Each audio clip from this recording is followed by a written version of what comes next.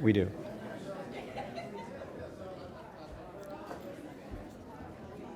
Good morning, everybody.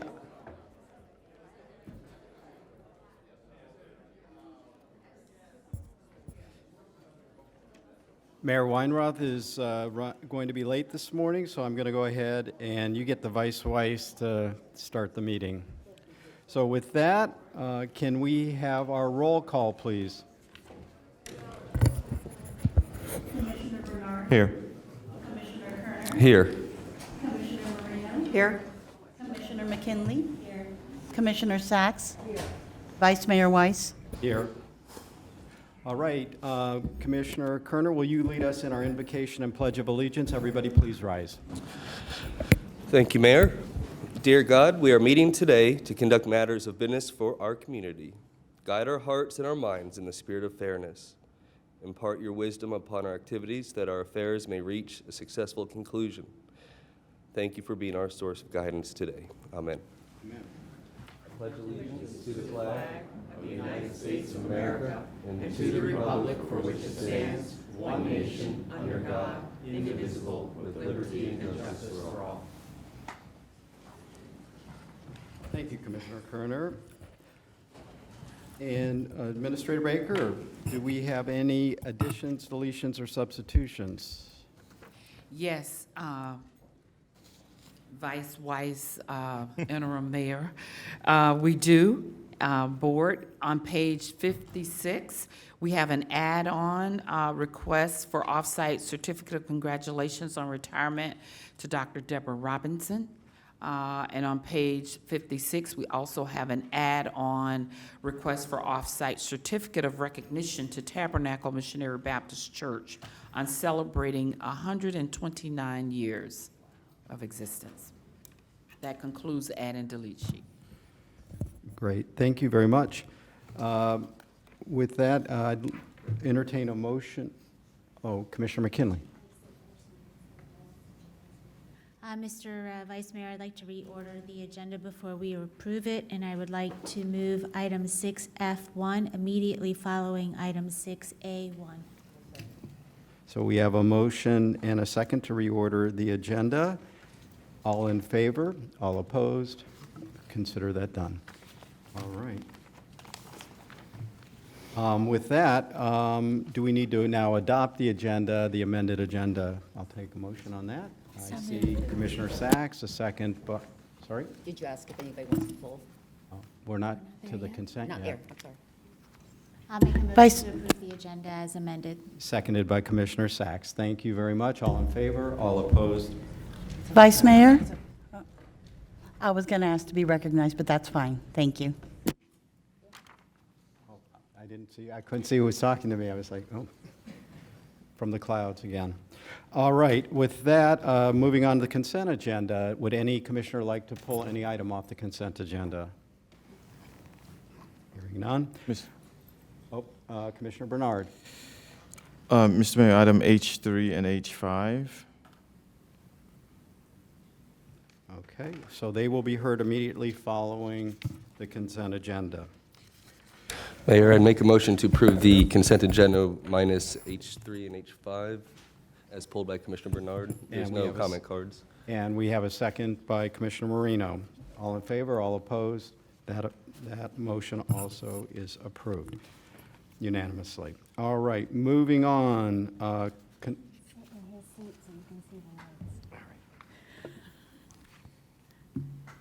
you go.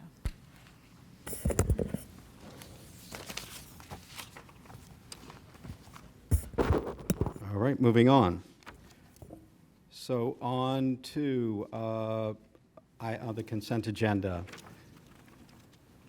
We have a motion. We have a motion by Commissioner McKinley. We have a second by Commissioner Sacks. All in favor, all opposed. Consent agenda passes unanimously, 6-0.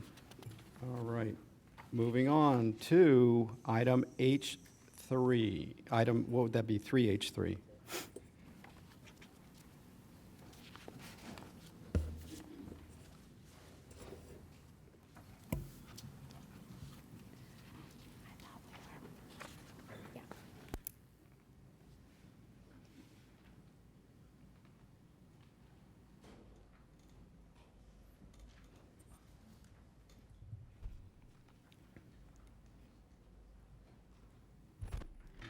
Good morning, Vice Mayor, Commissioners. Isami Ayala, Director of Facilities Development and Operations. With me here today is Chief Assistant County Attorney Mike Jones. Item 3H3 recommends approval of change order number 1 to amendment number 2 of the construction manager at risk continuing contract with Roblin Architecture Construction, and it increases the guaranteed maximum price for construction management services for the Du Bois Pineapple Packing House Restoration Project in the amount of $75,015.95, and it extends the project duration by about a year, 366 days.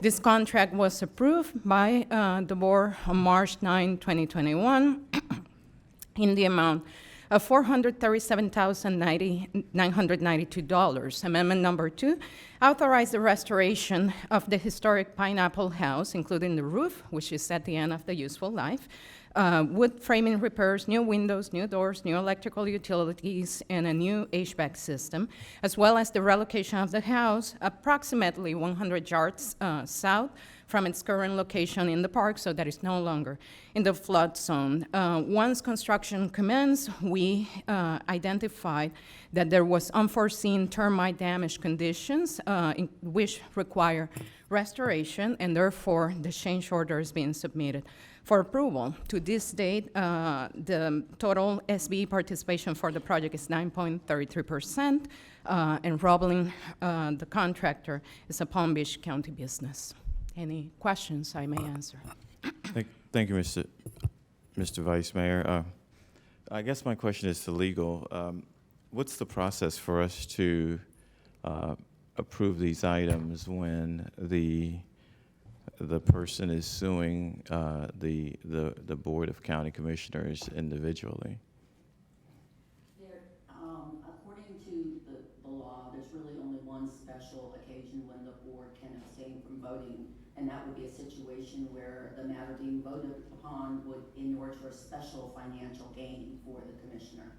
So in this case, we are voting on the construction management at risk amendment, and there would be no special gain or loss to any of the commissioners as a result of this vote that I'm aware of. So unless that's the situation here, under the law, you really are required to vote. Any further questions? No, Mr. Mayor. All right. With that, then I guess we'll, any further discussion on this item? Seeing none, let's call the question. All those in favor of item 3H3? Oh, I'm sorry, yep. Do we have a? I'll make a motion. That we approve 3H. Okay, we have a motion from Commissioner Sacks and a second from Commissioner McKinley. All in favor? All opposed? That motion passes 6-0 unanimously. Moving on to item 3H5.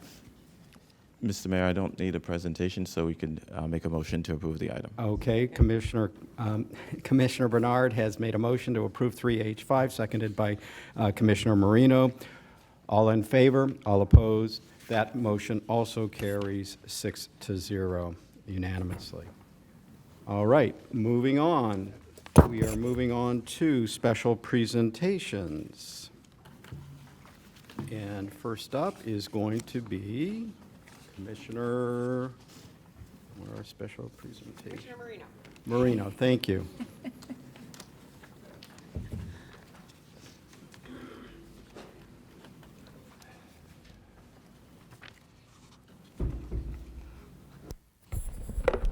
Good morning, all. Could I have a couple people join me here? Virginia Baker, Todd Von Laren, Clinton Forbes, and Allison Navoa, who is the Public Information Officer for Palm Beach County. Okay, so our proclamation today is declaring November 8th, 2022 as Ride Free on Election Day. And why is that important? Well, Palm Beach County is encouraging everyone to exercise their right to vote by providing free rides on Election Day, November 8th, 2022. Just as for information, polling locations are open from 7 a.m. to 7 p.m. And to find your precinct or your polling location, visit the Palm Beach County Supervisor of Elections website at votepalmbeach.gov or call 561-656-6200. Once you know your polling location, you can find the route to take you there by downloading the PalmTran app in the App Store or on Google Play. And just a side note, now that I'm the full-time person on the canvassing board, I really do appreciate everybody going to vote. And make sure if you send an absentee ballot, please make sure your signature is legible, because that's what we spent all day doing yesterday, was reading signatures. So, the proclamation of the Board of County Commissioners of Palm Beach County, Florida, declaring November 8th, 2022 as ride-free on Election Day, whereas public participation is crucial to democracy and access to transportation can be a barrier to voting, and whereas PalmTran is comprised of 148 fixed-route buses serving 31 routes, a dial-a-ride service in the Glades region, and a paratransit service for disabled individuals, and whereas PalmTran provided roughly 19,000 free trips on Election Day 2 years ago, and whereas all PalmTran transportation services will be free on Election Day, and whereas the county administrator urges everyone to get out and vote, as does the rest of the board, now therefore be it proclaimed by the Board of County Commissioners of Palm Beach County, Florida, assembled in regular session this 18th day of October 2022, that November 8th, 2022 in Palm Beach County is hereby proclaimed ride-free on Election Day. Thank you very much.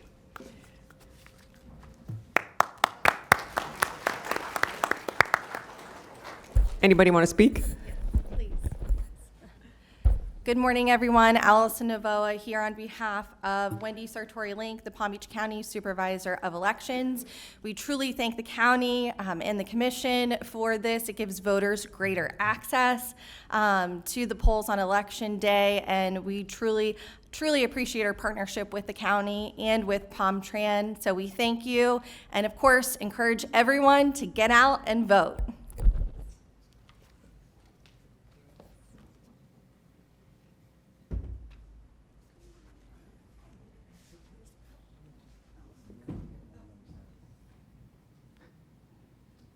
Yeah, you might as well go over there, there. It's all the same people. Oh, is it? Well, a couple of new ones, but they're all theirs. Actually with the bus driver. Right. And I got the second place bus driver. We Not try the first harder. place? No. District 2? Yeah.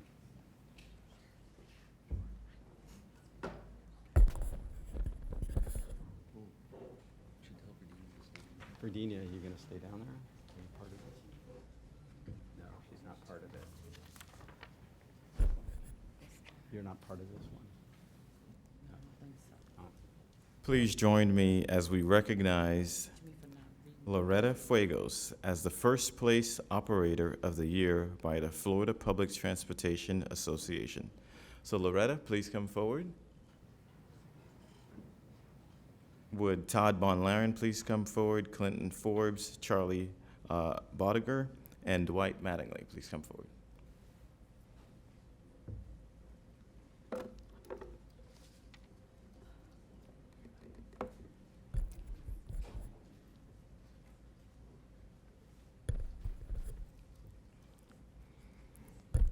This certificate of recognition is presented to Loretta Fuegos for being awarded First Place Bus Operator of the Year by the Florida Public Transportation Association. Whereas Loretta Fuegos has been a bus operator for PalmTran for 26 years and driven more than 2 million miles. And whereas, wow, 2 million miles?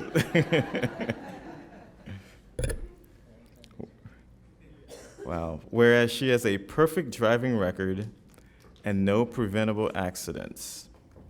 And whereas Loretta Fuegos provides an enjoyable experience for riders, has a cheerful and calm personality, and greets every passenger with a smile.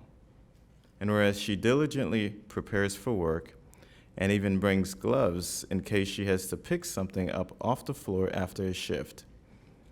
And whereas Loretta Fuegos go above and beyond her normal responsibilities by listening to riders when they need someone to talk with or giving her lunch to a rider in need. And whereas she is a mentor and teacher to other bus operators, not only by providing training about rules and regulations, but also fostering a positive work culture. And whereas Loretta Fuegos exemplifies Palm Trans core values of respect, integrity, recognition, teamwork, communication, and safety. And now, therefore, Palm Beach County celebrates and recognizes Loretta Fuegos on October 18, 2022, for her remarkable achievements and dedication to the residents of Palm Beach County. Congratulations.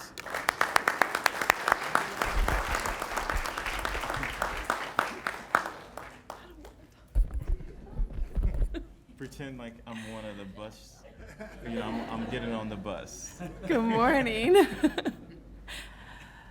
Thank you. Thank you. I feel so honored, and it is a blessing, and I love my job. Thank you.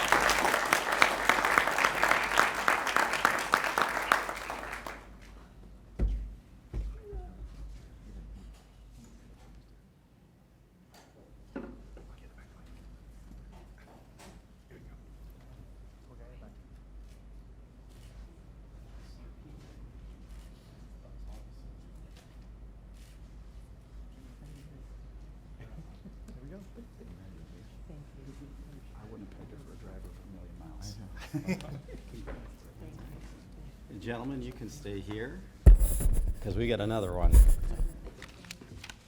Can I have Mr. Murray Seabrook here?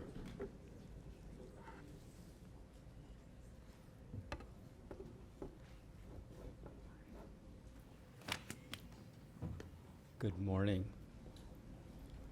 All right. Well, I have a certificate of recognition I'll be presenting this morning to Mr. Murray Seabrook.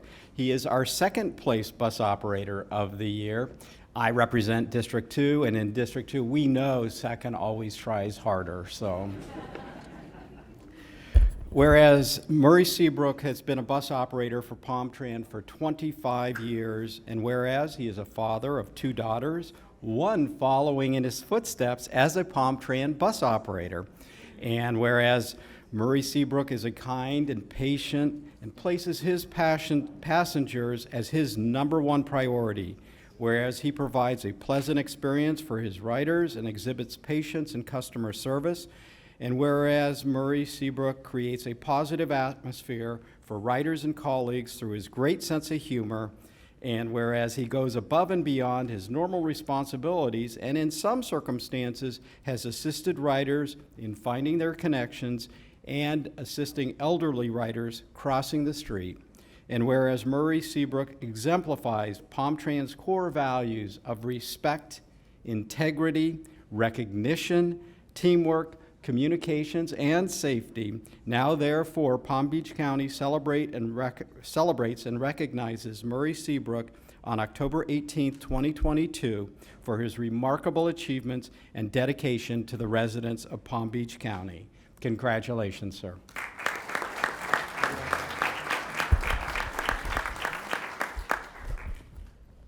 I'd like to thank everybody too, and it's a great honor, and I really appreciate this.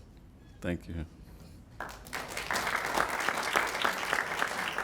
Mr. Vice Mayor, Mayor, and Commissioners, we want to thank you for this recognition. This is really representative of the 335 bus operators that serve this community as its ambassadors every day.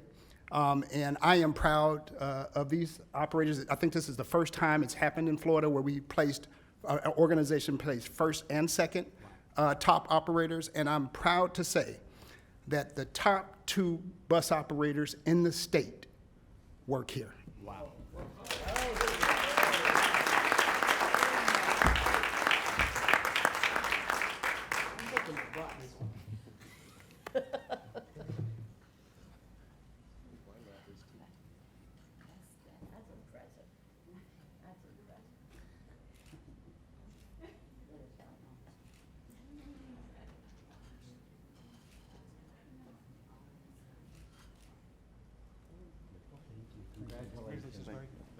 Thank you, guys.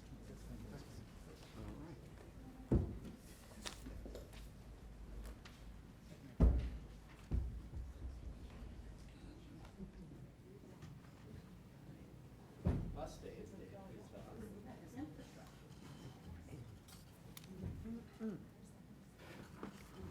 All right, moving on.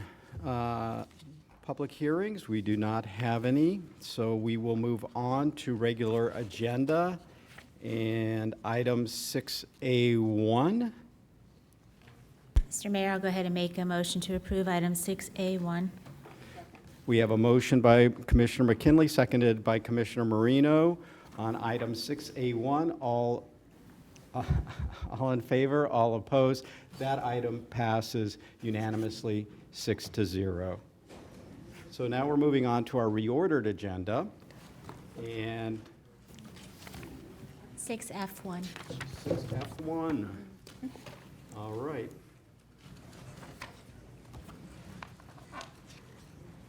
That is our health insurance item.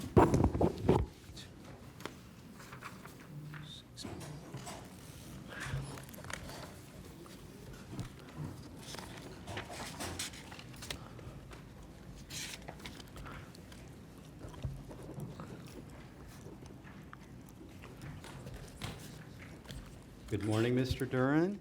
Do you want to introduce who is joining you here? I absolutely do. To my far left is Andrea Mackey, followed by Scott Marting, myself, and finally we have Aline Hesvit representing 6F1. What you have before you today is a request under your direction and the guidance of the County Administrator Virginia Baker and the leadership and orchestration by Scott Marting, a one-year contract for employee self-funded medical benefits with 4 one-year renewal options with United Healthcare. We have a presentation if you'd like to see it. Would anybody like a presentation at this point? Just a quick question. We have a, Commissioner Kerner has a quick question. Was the presentation just an update on how this has proceeded since the vote? So the presentation was kind of mirroring the agenda item, but certainly we are more than willing and prepared to answer any questions you may have about the status of where things are. I don't need a presentation, but if you can just give an overview of how the process has unfolded, because I've heard Absolutely. positive things. Happy to do that. So basically, when we left the October 4th meeting, we went back and immediately decided to divide and conquer, and it certainly has taken a village to do that. So Andrea Mackey and her team have worked pretty much nonstop on implementation of the change to United Healthcare, and at the same time, Helene Viz from the County Attorney's Office worked with us to spearhead this contract that's before you today. So where we are in this process is United Healthcare has stepped up to the table, given as many resources as we've asked for. So far, we have 40 meetings scheduled, 10 of which have been completed. Now, 4 of those meetings will be open enrollment that are global, that will touch on all the insurances we offer, the total benefit. But the rest of those were almost like a meet and greet with United Healthcare, where they would have the opportunity, employees would have the opportunity to talk with United Healthcare, see their presentation. We've done some of those, the bulk of those have been in person. We've also done some on WebEx, where we've had somewhere between 300 and 400 people attend these meetings so far. We anticipate adding more meetings if the need would arise. So we've worked on that aspect of it. Behind the scenes also, Andrea and her group have populated, in conjunction with ISS, have populated our intranet site, and the intranet site actually feeds into the intranet site. So all the information is located there, including, and I don't know if I just mentioned this, but the United Healthcare meeting has been taped, and it is also available for somebody to watch 24 hours a day, 7 days a week. We will do the same with open enrollment meetings, which start today, later today. And I think we've got a pretty good process. We altered, I think, Vice Mayor Weiss, one of your questions was, what is this going to do to the timeline? Andrea made a excellent decision to keep the exact timeline as it was set up and just push like crazy. So her and her team, I just can't say enough about what we've been able to accomplish in a short period of time. Obviously, this contract is just the first step of many in this process, that is ongoing. Our goal is to make sure that when we were given direction, we left this meeting, and the goal is come January 1st, our employees will have coverage. There will be no lapses. There will be no issues. We're going to have these slight bumps that we talked about before. They're not going to go away. way. We've just set up a team that's going to help us handle those. So that's kind of a brief overview of where we are. You know, disruption was something that was questioned quite a bit. United Healthcare is the largest carrier by membership in the United States. So for those folks, and there are very, very, very few who may experience an issue, United is more than ready to handle those. They've already been working on a process to do that. So we think we've got a pretty good handle on this, but it is ongoing. So certainly, I hope that's my brief overview, but I can certainly answer any other questions you guys may have. Andrea may want to add a few things. Please feel free to do so if you'd like, if you're good. Sure. Thank you. Still didn't learn this step. That we're on schedule, we're on target. I think the membership has been patient with us in kind of hearing the undercurrents and allowing us a little bit of time to get them resources to have their questions answered. One of the things I was wondering if Scott wanted to talk about is Broward Health was an issue in the past, and he can probably speak to that. But everything is working along. We're configuring the system. It will open on the 25th as was scheduled. Our goal still is, I don't expect otherwise, to get ID cards out. And really United has been instrumental in making any and all resources available. We have individuals from United in risk management. Our employees can call them and speak one-on-one with a United Healthcare rep, as well as they can come and meet with them in person. I don't think our account manager, Jim Moore, sleeps at all. He has been available 24 hours a day, and we very much appreciate it. So things are rolling along, and so far, I think we're jumping on everything that's coming up, and United is helping us work through, different concerns employees may have.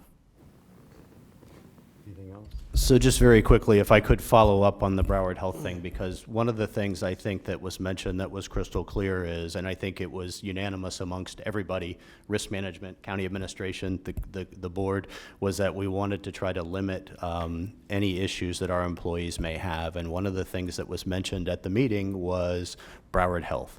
Broward Health was there was a contract issue between United Healthcare and Broward Health. It was minimal in nature for our employees, but nonetheless, it was an issue that both Palm Beach County and United Healthcare recognized. United Healthcare does have what we'll call a verbal agreement with Broward Health through their negotiation process. It's certainly going to need to be finalized, but I think everybody feels, although they're not at the finish line, I think they feel confident that they're going the right direction. And certainly prior to 1/1, this hopefully will be behind us, and we should be in pretty good shape moving forward. So any other questions that I may be able to answer? Thank you, Vice Mayor. And I don't have any questions, but I'm delighted to hear this update. And many thanks to United Healthcare. Many thanks to you and Andrea and your team. I know that it's been a heavy lift, and I had expressed some skepticism at the time of this agenda item on October 4th, I believe. But true to your word and the representations made by United Healthcare, I'm delighted to support it today. Thank you, Vice Mayor. Thank you. All right, Commissioner McKinley, you're recognized. Yes, thank you. Andrea and Scott, I do hope that Ms. Baker will give you guys a couple extra days of comp time for getting this to us in record time. Just a couple of things I wanted to point out. First, I want to thank United for offering to fund an additional behavioral well-being specialist to help our employees. Number two, keeping the payroll deductions for our employees steady over the next year, seeing as the cost of everything else in our lives are going up. And number three, the projected cost savings of over $10 million to the county. I think that is tremendous, and I commend both of you and the entire team that you're working with. So with that, Mr. Mayor, I will make a motion to approve items 6F1, A, and B. All right. We have a motion by Commissioner McKinley, seconded by Commissioner Marino. Yes, moving on to Commissioner Sachs, you are now recognized. Thank you so much. I'd just like to add to the chorus. I also had some concerns at the October 4th meeting. And I think that since then, it has been made very clear that United Healthcare is going to be a good partner for the thousands of employees that the county has. That is due in part mostly to our county administrator to make sure that everybody's covered. Scott, Merilda, your team has been amazing. Thank you so much. I look forward to working with United Healthcare. Thanks to your work. Thank you. Thank you, Commissioner Sachs. All right, Commissioner Marino, you are recognized. Just a quick thank you. Melissa brought up all the points I was going to, so I won't repeat them. But yes, we do like $11 million savings, so thank you very much. And the fact that we are going to have the 2 full-time on-site service representatives, 1 full-time wellness coordinator, and 1 full-time behavioral health position, and 1 full-time clerical position. These are so important, and I'm sure it helps you because I know you all have been, it's been a yeoman's job for all of you, and we really do thank you. And, you know, our staff and our users of this, it is important that there is a calm changeover to new care, and I know how hard you all are working for that. And United Healthcare, thank you for being in the room today. So with that, I just say my thank yous. All right, thank you. And Administrator Baker, you are recognized. I can wait until you pass. I just simply wanted to publicly thank staff for their 24/7 work on this issue. Scott, Andrea, Duran, Helene, thank you very much. I know you worked tireless over the weekends, late at night, early in the morning to make this happen, because I committed that we would make it happen. So you've done that. We've got a lot more work to do. I want to thank you, but I also want to compliment United for their efforts. They actually stepped forward. They followed through on what they stated to the board in this public meeting, and I want to thank them for their efforts. So thank you very much. And thank you, board, for your belief that we would get this done, and we will. Thank you, Administrator Baker. And before I call the question, if there's no other discussion, I'd just like to share my thanks and gratitude for you all. I know it's, when you originally agreed to do this, it seemed like it was going to be a monumental task, and it has been, but you all have been amazing, just amazing. So thank you all very much, and to your staffs as well. So with that, if there's any further discussion, seeing none, all in favor, all opposed, this motion also passes 6-0. All right, moving on, coming back to item 6B, and this is our Office of Resilience.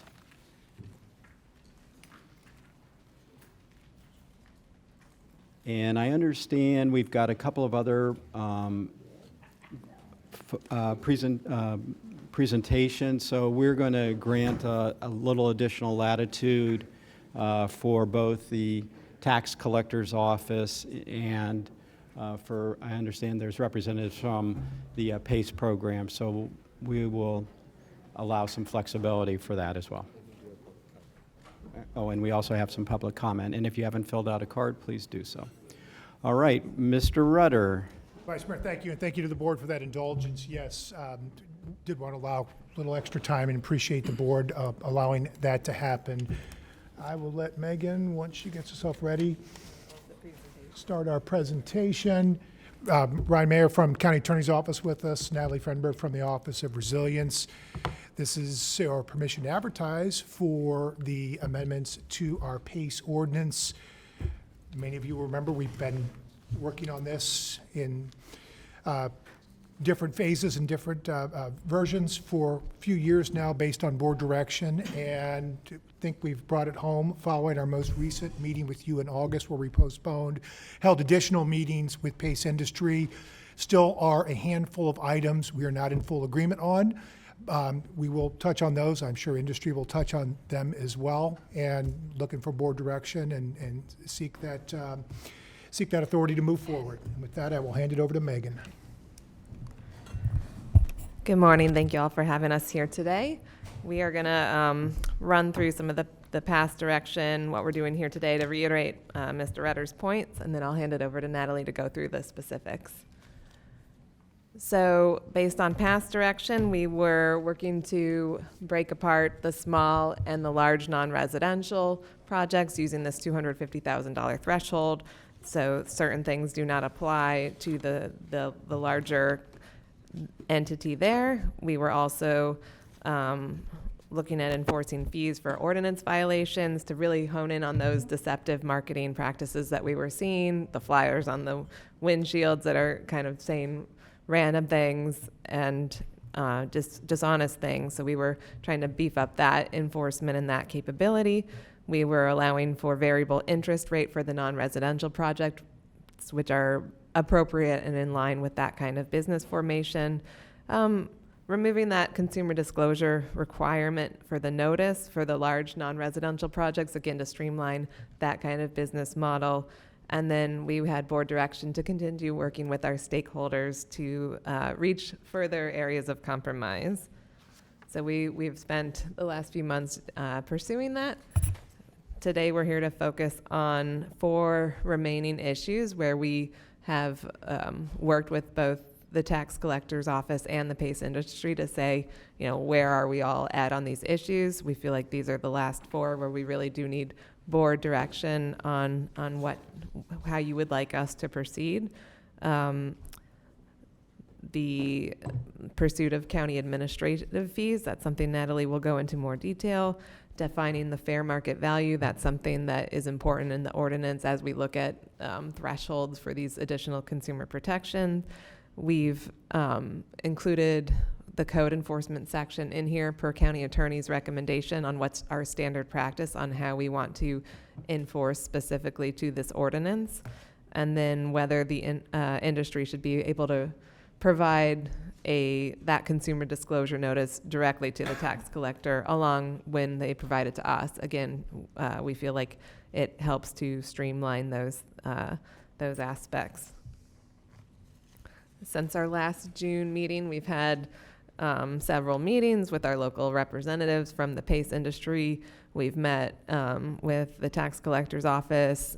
There's a pretty constant communication there between Natalie and Arthur from the tax collector's office on various PACE-related aspects. We've had one-on-one meetings with our industry folks to make sure we're really understanding their points of view. And then a final review to summarize where everyone's standing. So again, feel like we have heard and summarized the outstanding issues. Since the last time we met too, the OIG came out with their evaluation, their report on their evaluation of the PACE program. They found that we are in general compliance with the ordinance, both from the Resilience Office and the PACE industry. Which is great, but I would remind us too, as we're going through today, that they're not looking at the broader policy. They're just saying, are we currently complying with the current ordinance? So a lot of the things that we're talking about today are how can we go beyond what the ordinance is already doing to make sure that this program is working as effectively as it can be. I'll also highlight some key compromises. We want to make sure that we call these to your attention and that the board feels comfortable with that. This was based off of industry feedback. So we mentioned the variable interest rates and allowing those for the smaller projects as well, not requiring this phone call to confirm the terms and explain PACE financing. We do that with, the industry does that with residential projects. So we're comfortable not requiring that with our smaller commercial projects because they're getting that consumer disclosure notice already, but industry is asking for to not have this procedure with this specific market, and we feel okay with that. The residential PACE projects, we had originally talked about having and requiring a hard copy every time of that consumer disclosure notice. The industry has asked to not require the hard copy automatically, but more of an opt-in. So they find it's a little bit overly burdensome to have to lug a printer and bring that with them on site. So what we're saying is, okay, well, because they're getting this confirmed terms phone call within that window where somebody's actually explaining in their preferred language what the PACE program is about, that's a good assurance. And then if they are requiring that hard copy, if they say they want it, then the industry will of course provide that hard copy. But again, that is something we wanted to call into your attention and make sure you feel comfortable with that, because another option would be to say everyone just gets a hard copy. I do have a question on the agreements that they made. Now I'm going to turn it over to Natalie Frenberg, who has been with the Resilience Office just over a year. She had her 1-year anniversary and has done so much work on PACE since then. So thank you, Natalie. Thank you, Megan. Good morning, Vice Mayor, Commissioners, and Administrator Baker. Like Megan said, I'll be covering a few areas that we still need board direction to move forward. The first is a Palm Beach County administrative fee.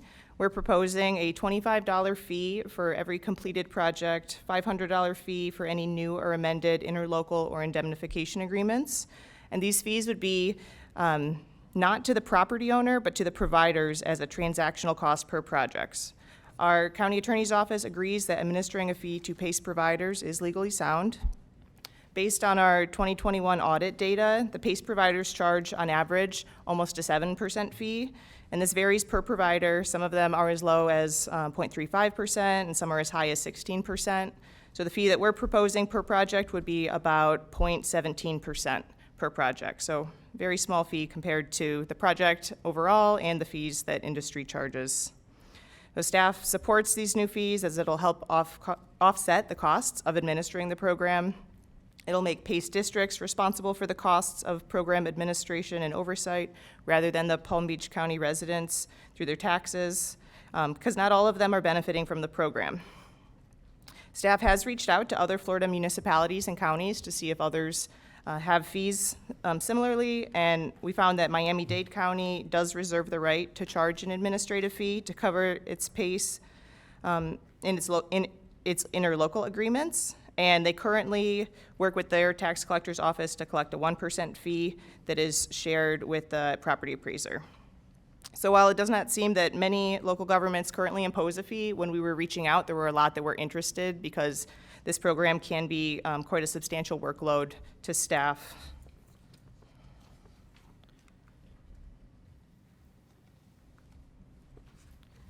So on this slide, just to give you an idea of what the workload is to staff, in 2021, PACE industry reported 121 complaints. You can see here the breakdown between the different providers on their percentage of total funded projects. Our PACE website is our page that gets the most hits from all of the Office of Resilience websites, with over 4,000 per year. We also get a lot of phone inquiries each month. On average, it's about 3.7. Lately, it's been a lot more because we've been getting a lot of questions about why green, so it's been that many per day. And on average, we spend about 41 hours per month working on the PACE program. Here are some examples of consumer complaints. So these are the initial complaints that we get when they first call us or email us. And once we get these, we have to go track them down and fact check them to see what's true and what's not. So when we receive a complaint, we have to take detailed notes, and we write up a complaint summary. Based on those details provided by the homeowner, we determine if the complaint is against a PACE provider or against a contractor, or maybe even both. If it's against a contractor, we have to refer it to the Planning, Building, and Zoning Department's Contractor Certification Division. If they think it's necessary, they'll open an investigation into the contractor, make sure that they're properly licensed, and pull appropriate permits for the project. We also pass these complaints on to the PACE providers and sometimes ask for additional documentation from them. Sometimes we have to track down documentation as well from the tax collector's office. And then we follow up with the PACE providers to make sure that these are resolved in a timely manner. So as you can see, one simple phone call, even though it may only be a few phone calls per month, it can turn into hours of staff time within and outside of our office. So this is the original language, this is the new language that we'd like to have for reporting on complaints. Right now in the quarterly reports, we just received number per quarter, but we would like a little bit more detail so that we have an idea of if the complaints are generally against contractor-specific issues or provider-specific issues, and get some more details on the categories of the complaints so that in the future we can address these better. The next area that we'd like some board direction is the definition of the fair market value. We think that, or staff proposes that the fair market value shall mean the value of the property as determined by a reputable valuation service, the method of which shall be reported to the county quarterly. Staff and Pace Industry have come to an agreement on this definition, and the tax collector's office recommends that a different way of defining fair market value, just using the just value in all cases where property value is determined in the ordinance. And they prefer this limited option in the definition over the previously undefined version. So to go into some more details and help understand why there are different views on this fair market versus just value, here is an example. This is a property in unincorporated Palm Beach County. If you look at the property appraiser's value for 2021, it was $190,000. It sold in a few years earlier in 2018 for $230,000, and its current Zillow and Redfin estimates are just over $380,000. So in comparing the fair market value and the just value, the fair market value is about 200% of the just value for this property, and we found that that's pretty typical at the moment. So there's 3 different areas in the ordinance that refer to the value of the property. The first one looks at the total amount of assessment may not exceed 20% of the just value without consent of holders or loan servicers. So this is in Florida statute, so we've adopted it accordingly into our ordinance, and that's a built-in consumer protection there. And then on top of that, we've added 2 more areas for consumer protection that the county added into our ordinance that are not mandated by the state.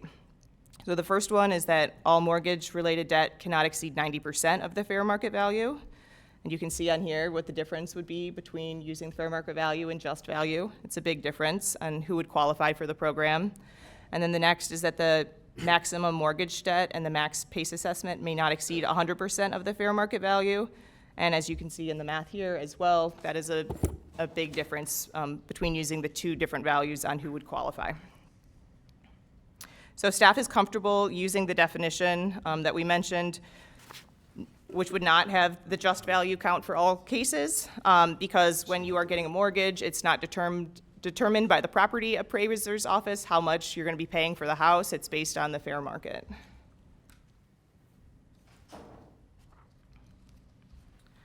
The next area is whether or not to send consumer disclosure notices to the Office of Resilience and the Tax Collector's Office. Staff recommends that we include this as a new requirement as it ensures that industry is following this important consumer protection policy and gives the county and tax collector's office more detailed information to make sure that the providers are complying with the ordinance, and it makes it a lot easier for us to monitor the program. Pace Industry opposes this because they think it's burdensome and they don't want to be sending this to the tax collector's office.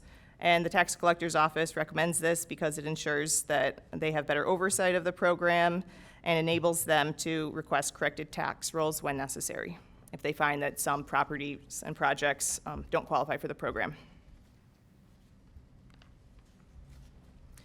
And the last section is adding a code enforcement section to the ordinance. So staff proposes adding this in for marketing and communication sections and to have enforcement on the kickback section. We found that these are some areas that would strengthen the program and consumer protections the most. And this would give the county the authority to enforce any violations of inappropriate marketing and communications and kickbacks between Pace Industry and contractors. We realize that this is a broader issue with contractors than just Pace and perhaps should be looked at on a larger scale, but this is an area that we think this program specifically could be strengthened. So here are the proposed language for the marketing language and the kickback language. Note that in the prohibited marketing language, this applies to any person or entity that is creating, using, or distributing the PACE marketing materials that conveys deceptive messaging about the program. This proposed section would not only apply to the PACE providers, but their contractors, third-party lead generators, or anyone else that could be spreading false information about the program. Like I said, staff has found that the majority of the deceptive marketing around PACE materials are from third-party lead generators, and we think that by adding this section to the ordinance, we can address this issue of deceptive PACE marketing by making any violations enforceable with citations, fines, or any other legal action that the county deems appropriate. Here's the original marketing and communications language that we have in the ordinance. It does say that deceptive marketing is prohibited, but it doesn't have any way of the county enforcing this prohibition. And next, I'm going to pass it back to Megan to wrap it up. Thank you, Natalie. So again, these are the 4 areas where we are hoping to get your input today, and the county administrative fee. I'll just remind us all that whatever the tax collector's collecting, that is a separate fund for their separate work, and so that is completely distinct from what the administrative fee proposed would be. We do not share that money, those funds, with the tax collector. With fair market value, we think that if it's a mortgage-related threshold, it should be a fair market value threshold because that relates to the mortgage.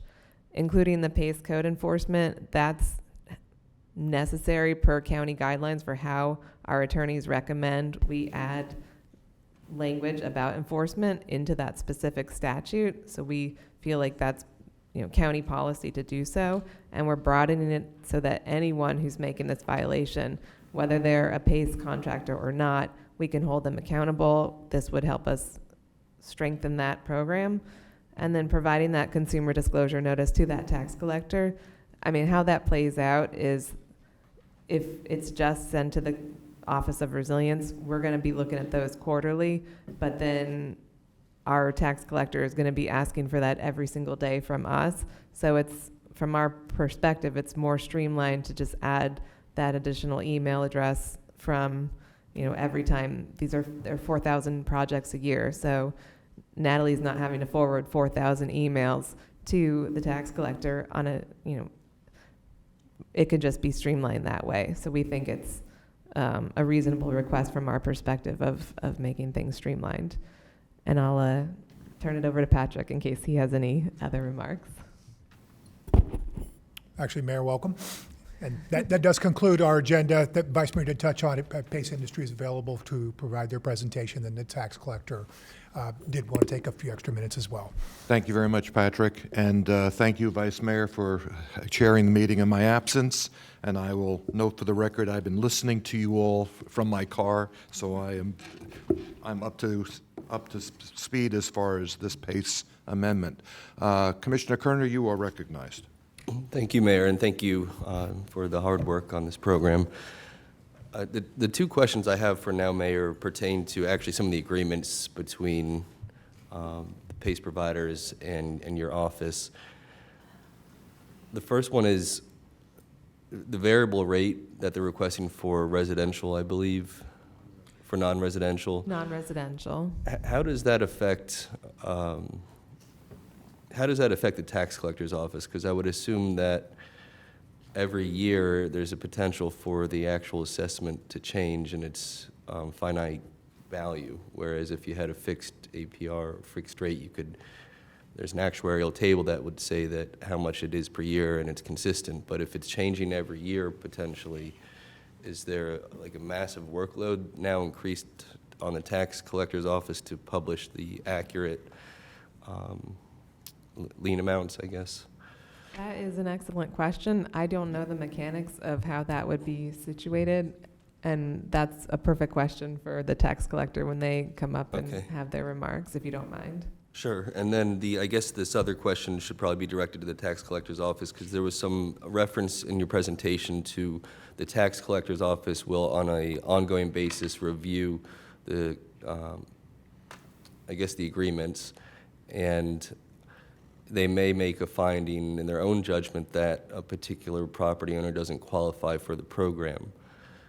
Was that accurate? Did I hear that?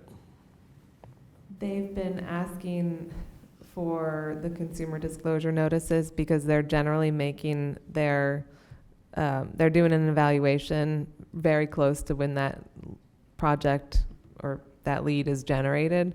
And then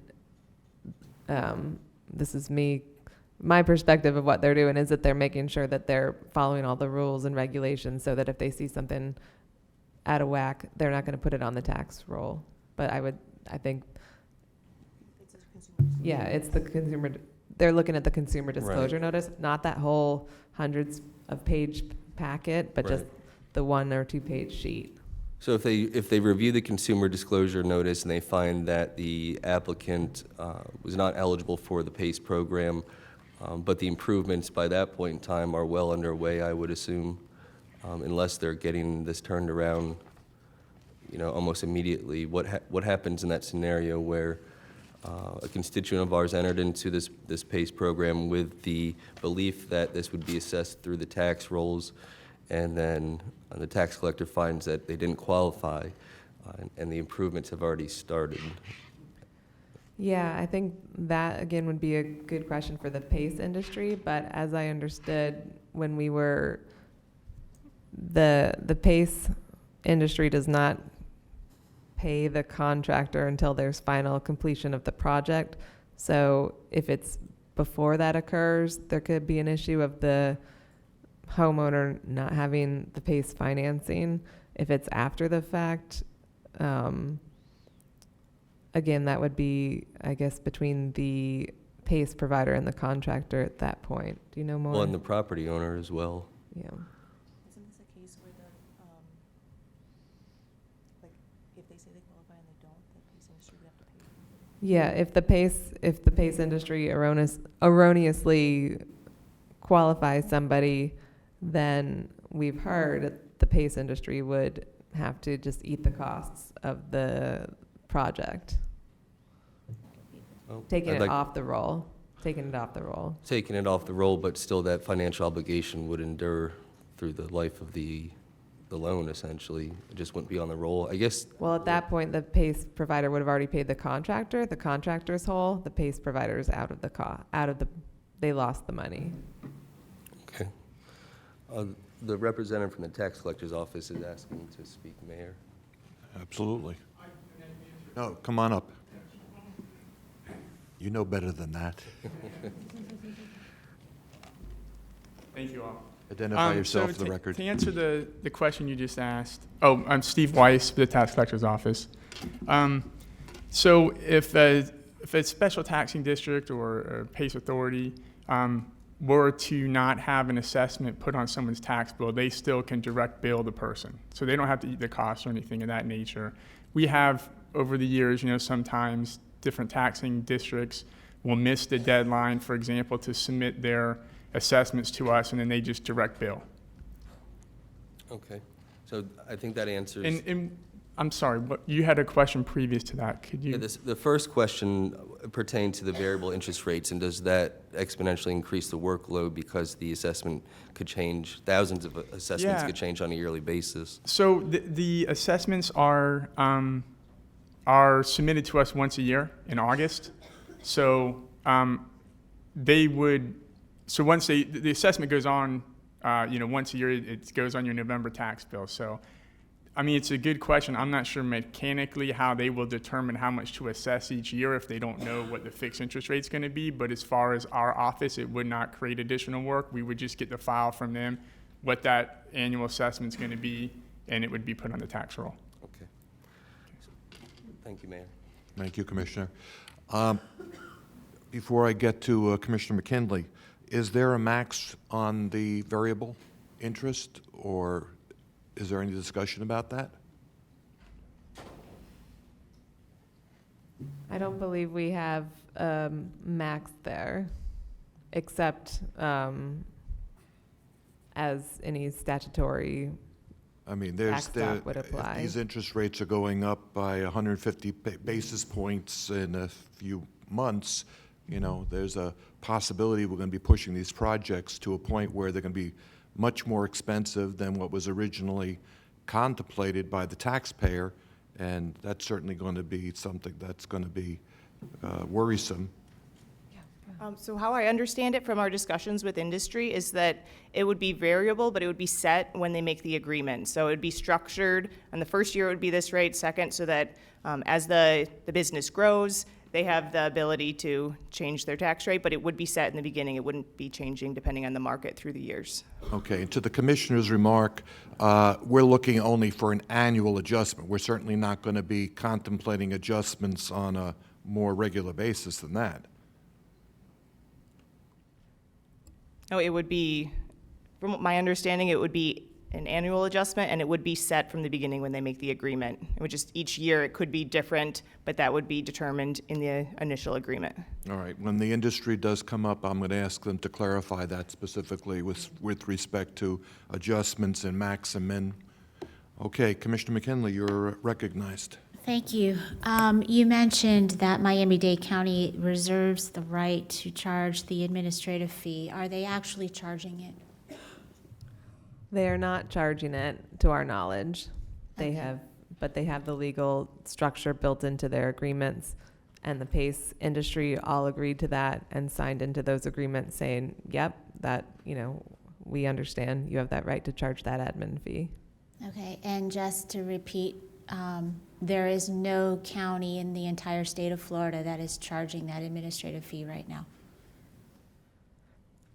Not for the staff who are overseeing the project separate from the tax collector's office. And the maximum allowed amount that the tax collector's office may charge is, what is it in statute? I believe it's 2%, and that's what the tax collector charges here in Palm Beach County. And how many counties in Florida are charging 2%? We are one of the few. Does anybody have more than one of the few?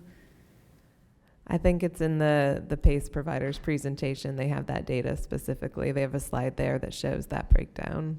Okay, I have a quick follow-up question on that. So can anybody in the PACE industry answer that question for me quickly? Thank you. Jamie Dinkins on behalf of the Florida PACE Funding Agency, and today speaking as the industry representative for Renew Financial, Fortify Financial, and Home Run Financing. To answer the question, Commissioner McKinley, there are actually quite a few counties that charge the full 2%. They are all the small counties, Union County, Dixie County, that type of thing. All of the larger counties, for the most part, charge 1% or lower, and as Megan noted, we do have a slide with the specifics of it in our presentation that we can get into. But for counties with more than a small handful of PACE assessments, it is well below that 2% cap. Thank you. And so my follow-up comment on that would be, it seems the better avenue here might be to ask the legislature to authorize us to take a piece of that 2% rather than charging additional fees. If all of the other large urban counties have figured out how to do it on 1% or less, we ought to be able to do the same thing. Thank you. Thank you, Commissioner McKinley. Commissioner Sachs, you're recognized. Thank you for your hard work, especially welcome, Natalie. Fees are based on the work that is performed by tax collector's office. In other words, work is done by the tax collector's office, and therefore there's a fee based on that. What type of work have we done in the county to substantiate charging a fee? I think you touched upon how many times that you've answered questions about the PACE program online. Do we have a number as to how much work the county has done to be able to answer questions about this private entity? Yeah, it's much beyond just responding to consumer complaints. A lot of our ordinance obligation work is making sure that quarterly reports are provided, that data is collected, that we're creating these indemnification agreements with the new providers coming online, that they're shifting around. We go through evaluation when OIG is asking for information, from FOIA requests for PACE information, any kind of public-facing, our website that we have that we keep up Sure. to date. So a lot of that is oversight and enforcement of the ordinance. And the it looks ordinance, like and- Patrick wants to because jump this is in. Patrick. Patrick, do we have a number as to what we have expended in terms of county time and expertise to bolster or to support this private entity? A couple things before I touch on that one. One thing I did want to point out, the fee is a percentage established by statute. The tax collector collects the fee, the dollar amount is a function of the project value. And that's the tax collector's piece and function. I always want to remind you, what we're talking about here is what this board's ordinance. The tax collector in and of itself is not implementing the ordinance. That's our responsibility. That's what this board does. Understood. And that's what this I just want, staff. before we ask anybody, especially the state of Florida, to allow us to get a little more fees for this, I'd like to know, do we spend any money? And if we do, how do we substantiate asking for a fee unless we know how much we've expended in order to support this private entity? We absolutely do, and we touched on it. I think we're, as best we can equate it, and these are just members of the Office of Resilience, not including County Attorney's Office, not including my time and others, we're looking at somewhere around $40 hours a month. So, and certainly the past 40 hours a month? 40 hours a month, Okay. dealing with all those points. Certainly the past 3.5 years, as we've had a number of discussions and a lot of back and forth, I would tell you we've probably done 25 meetings with industry over the past few years, if not more, a lot of phone calls, a lot of sidebar discussions, et cetera. There's been a significant amount of effort that has been put into this. Just then going on to implement the program, would like to think we could revert back to a more normal world, but the past 4 years, you have had a lot of staff time put into this. If I may, Mr. Mayor, could I ask our county administrator about how much 40 hours a month, if there's other additional time that the county has expended on supporting this private entity? Do we know? I have not been specifically keeping up with the hours. I don't believe staff has specifically kept up with all of the hours. But I do know that Mr. Rutter has been working on this issue, meeting with industry over the years. I think based on what I know, the 40 hours are conservative because there are other work that needs to be done. And so if we continue with it and we're tightening up the rules and we need to continue with the enforcement portion of it, you'll need an additional staff person just to focus on this particular issue. That answers my question. Thank you, Mayor. Thank you, Commissioner. Just a matter of clarification. Where are these dollars going as far as the fees? The 2% is going to the constitutional tax collector. The funds that we're talking about now in this administrative fee, would that go to the county or would that continue to go to the tax collector? That would go to the county. Okay, so we're talking about basically if you're saying one or two people that the county is going to have in place to administer this over and above what the tax collector is doing. Correct. That'd be offsetting the value spent of ad valorem dollars for the work being done by the Office of Resilience and others. Okay, very good. Commissioner Bernard, you're recognized. Thank you, Mr. Mayor. Patrick, you probably can help me with some of these questions. I'm trying to find out. How many PACE providers do we have in Palm Beach County? 4 active ones right now. 4 active ones. And who are the active ones? Natalie will do a better job of rattling them off specifically. So Fortify, Home Run Financing, Renew, and Counterpoint SRE. But I don't think they've done any projects in the last few quarters. What's the 4th one? Counterpoint SRE. Okay. And until recently, Y Green was also a provider, but they have suspended operations temporarily. Oh, and as of today, we also have Stonehill that was passed in the consent agenda. Okay. So in regard, you mentioned Y Green. Do we know what happened with Y Green? We've received very limited details on them. All of our main contacts have been furloughed, but it seems to be that they're restructuring and finding a new financier, and perhaps some of the industry representatives can speak on that a little bit more. They may have some additional details.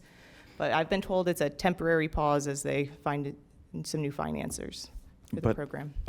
With Y-Green, I think that they have this program in Missouri and California. They paused operations in Missouri and California. Have we done any research regarding that? That we don't know. Okay. We could take a further look, yes. Yeah, it looks like it is across the board, all the states that they work in.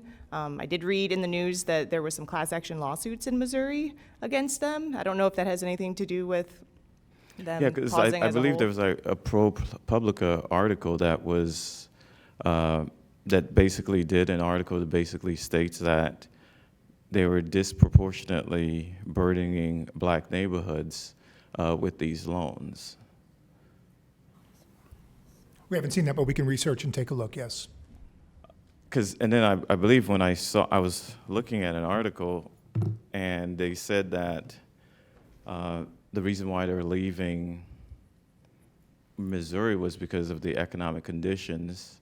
And I guess I want to find out, what are the economic conditions? What's changed in regards to since we have higher interest rates now, what are they charging our taxpayers for these loans? And then also they said that they were also leaving Missouri because Missouri had passed some more consumer protections and oversight, and they were going to look for more areas for more profit areas. I just think that we need to look at this program like holistically and see, why are we in this business? I've always been against PACE, but why are we in this business when these loans are targeting low-income neighborhoods, and they're putting these loans with some of these values on these loans the loans exceed the fair market value of the homes, and people are losing their homes. May I comment? That's a lot of what we're trying to present in this updated ordinance, is to be able to make sure we're adding that extra protection, the ability to pay at 10% of your household income. We have some of the strongest, we've already had, when we created this, strong protection relative to the other programs, and we're adding these additional layers because we are concerned about the potential of it being on the home and potentially losing the home. We've also looked at where those addresses were in Palm Beach County. If you recall from prior presentations, we had heat maps with dots of where these projects were located to try and do that gut check and make sure that that it was pretty well dispersed. And it seemed from that gut check, yes, but we can do more income-based versus neighborhood analysis to make sure that we're not seeing anything on the face as being disproportionately targeted. But that was something we looked at, is mapping out those projects. Okay, thank you.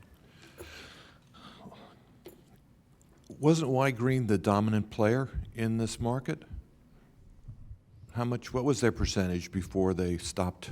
I don't know off the top of my head, but the majority of the PACE providers will do a few dozen per quarter, and they would do over 1,000. So that was, yeah, it was dominant. For sure. And they're out of the market. Is there still capacity left with the other providers, or I'll have to wait for them to make a presentation, but Mr. Rutter, do you have any thoughts on that? I mean, the dominant player is out of the market, at least at I this think moment. Mr. Dinkins might be best to address that when he makes his presentation. We received some correspondence from him this morning that I think you might want to touch on as well. That would address that. What protection is there for the homeowner if the paper that the PACE provider has outstanding gets sold or otherwise goes to another provider? Let's say Y-Green just stops for some reason. and now someone buys their paper. What is the guarantee that this agreement that we have today is going to then get transferred over and that the consumer will still be protected? Maybe that's a Ryan question, perhaps? Are you talking from the county's perspective, if we have an interlocal agreement and they were to? Well, you know, in the mortgage markets, we know that a bank will make a loan, or any provider makes a loan, and then they sell the paper so they can make more loans. Right. So if Y-Green or any of these providers are in a situation where they transfer the paper to someone else, discount it or whatever, that's between them and the next person. How do we know that the consumer is going to still have the protections that we're sitting here talking about?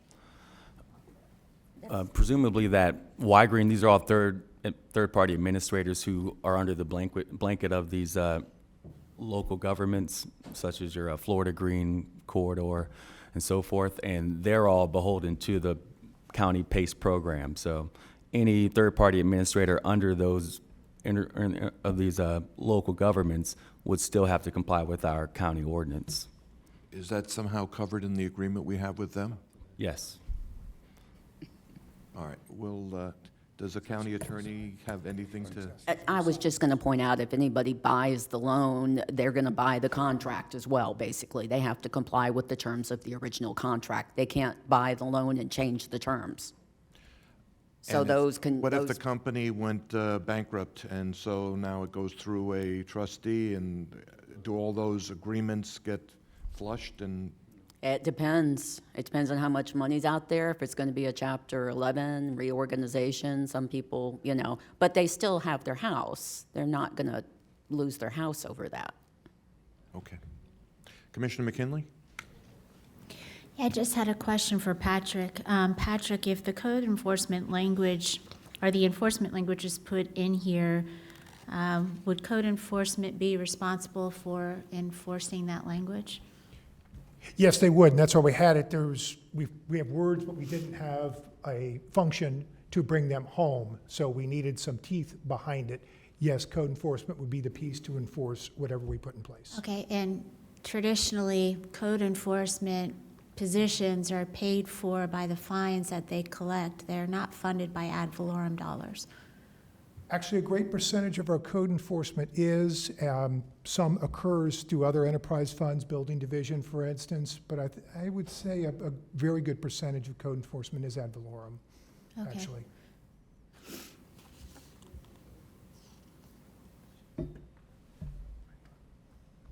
So the administrative fee would be used to fund the code enforcement portion of this, and then the fines would also be used to fund the code enforcement portion of this? Hopefully there'd be no fines, but the fee would be there to cover the costs of our day-to-day administration of it, and when we do amendments, bringing indemnification agreements forward, just normal operational pieces of it, which again, we're roughly estimating 40-ish hours a month just for OOR staff time, not other pieces going to code enforcement or other Okay, entities. so I go back, so the enforcement part would be done by code enforcement and paid for, like the other ones are paid for by the fines that they collect? It's certainly a number of other functions that code enforcement produces, act on behalf of other departments or other functions that there aren't fees charged for, so it's covered in the overall umbrella. Thanks. County Administrator? Heck. You're okay. Commissioner Marino? Thank you. I guess this would be a question for whoever could answer it. Of the other counties that have PACE in place, how many of them are doing just commercial and not residential? Because we were at a recent Florida Association of Counties meeting, and after having this discussion with other county representatives, some of them have said we've abolished PACE completely, and some said we don't even do residential, we just do commercial. So do we have any numbers on that, any specifics on that? Yeah, I think the early programs were all residential. I think Orange County, if I'm not wrong, is the one that just did commercial, but I think, yep, I'm getting nods, yes. So it's starting to pop up, but I don't have the specific breakdown. If I may, yes, Orange County is the only big one that's doing commercial only, and there are some cities in Orange County that do residential and commercial. There were a few remaining commercial only in the Panhandle area that are, again, smaller counties that said, let's try it with commercial, see how it goes, and that's all that's been done there. Thank you. Okay, I welcome our constitutional tax collector. Thank you for coming down. I'm going to give you the first at-bat. As the Vice Mayor said, we're going to be a little lenient with the timer today. We'll give up to 10 minutes for presentations. You don't feel obliged to take the entire 10 minutes. Ms. Gannon, do you want, or Mr. Weiss, do you want to make a presentation on behalf of the tax collector's office? I just want to make a couple comments. Okay, come on to the microphone. I actually think that we are actually in the process of putting together a process map which allocates our time by the task that we do required for this program in our office. We do not have it complete, but we will. And yes, we do charge 2%. The other issue is you need to understand in a PACE loan, these gentlemen charge 2 fees. And I'm so sorry I did not bring my pro forma invoice down that would clearly point out the fees that they charge in this whole loan process. The other issue with our fiscally constrained counties, they have to charge these fees because they can barely balance their budgets, most of them. It's the same issue we see with tax certificate sales where they tried to remove the 2% fee.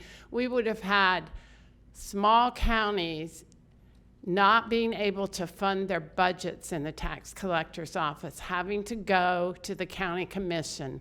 Now, whether I think the way they're organized is a correct way to do it in a county that has a limited land value tax base, probably not, but that's how they do it. So to say that, to compare us to a small county, there's a lot of different factors that go into this. And we actually track the time and the expense it costs us to supervise this program. And Mr. Dinkins, we've had to do public records requests to get the information that he signed the agreement initially. So every time he does a loan, we do a public records request because we haven't been able to get the information, and there's, I think one of the other providers is now following his suit. So we do a public records request to be able to verify the information we need to put this on the tax roll. So those are my comments, and I would like to give the rest of my time to my Director of Excellence. Ms. Gannon, I just have one question for you. Sure. The 2%, Commissioner McKinley pointed out that a lot of the counties are not at that level. Is this a profit center, or is this just to absorb the expenses that you are incurring because of the oversight of this program? No, it is not a profit center for us. We're just trying to break even to be able to run this program the way we believe that we should protect the constituents in Palm Beach County. And I'd like to waive the rest of my time to Absolutely. Steve Weiss. Mr. Weiss? I have a question, Ms. Gannon. Okay, Commissioner Sachs, I remember you over there. Thank you, Mayor, and thanks for being here, Ms. Gannon. The fiscally constrained counties, those are the ones that was referred to as not charging that much. But let's look at, we're not fiscally. They were charging the 2%. Right. Let's look at those, we're not fiscally constrained. Right. Are you able to cover your costs with the fee that you charge for? Yes.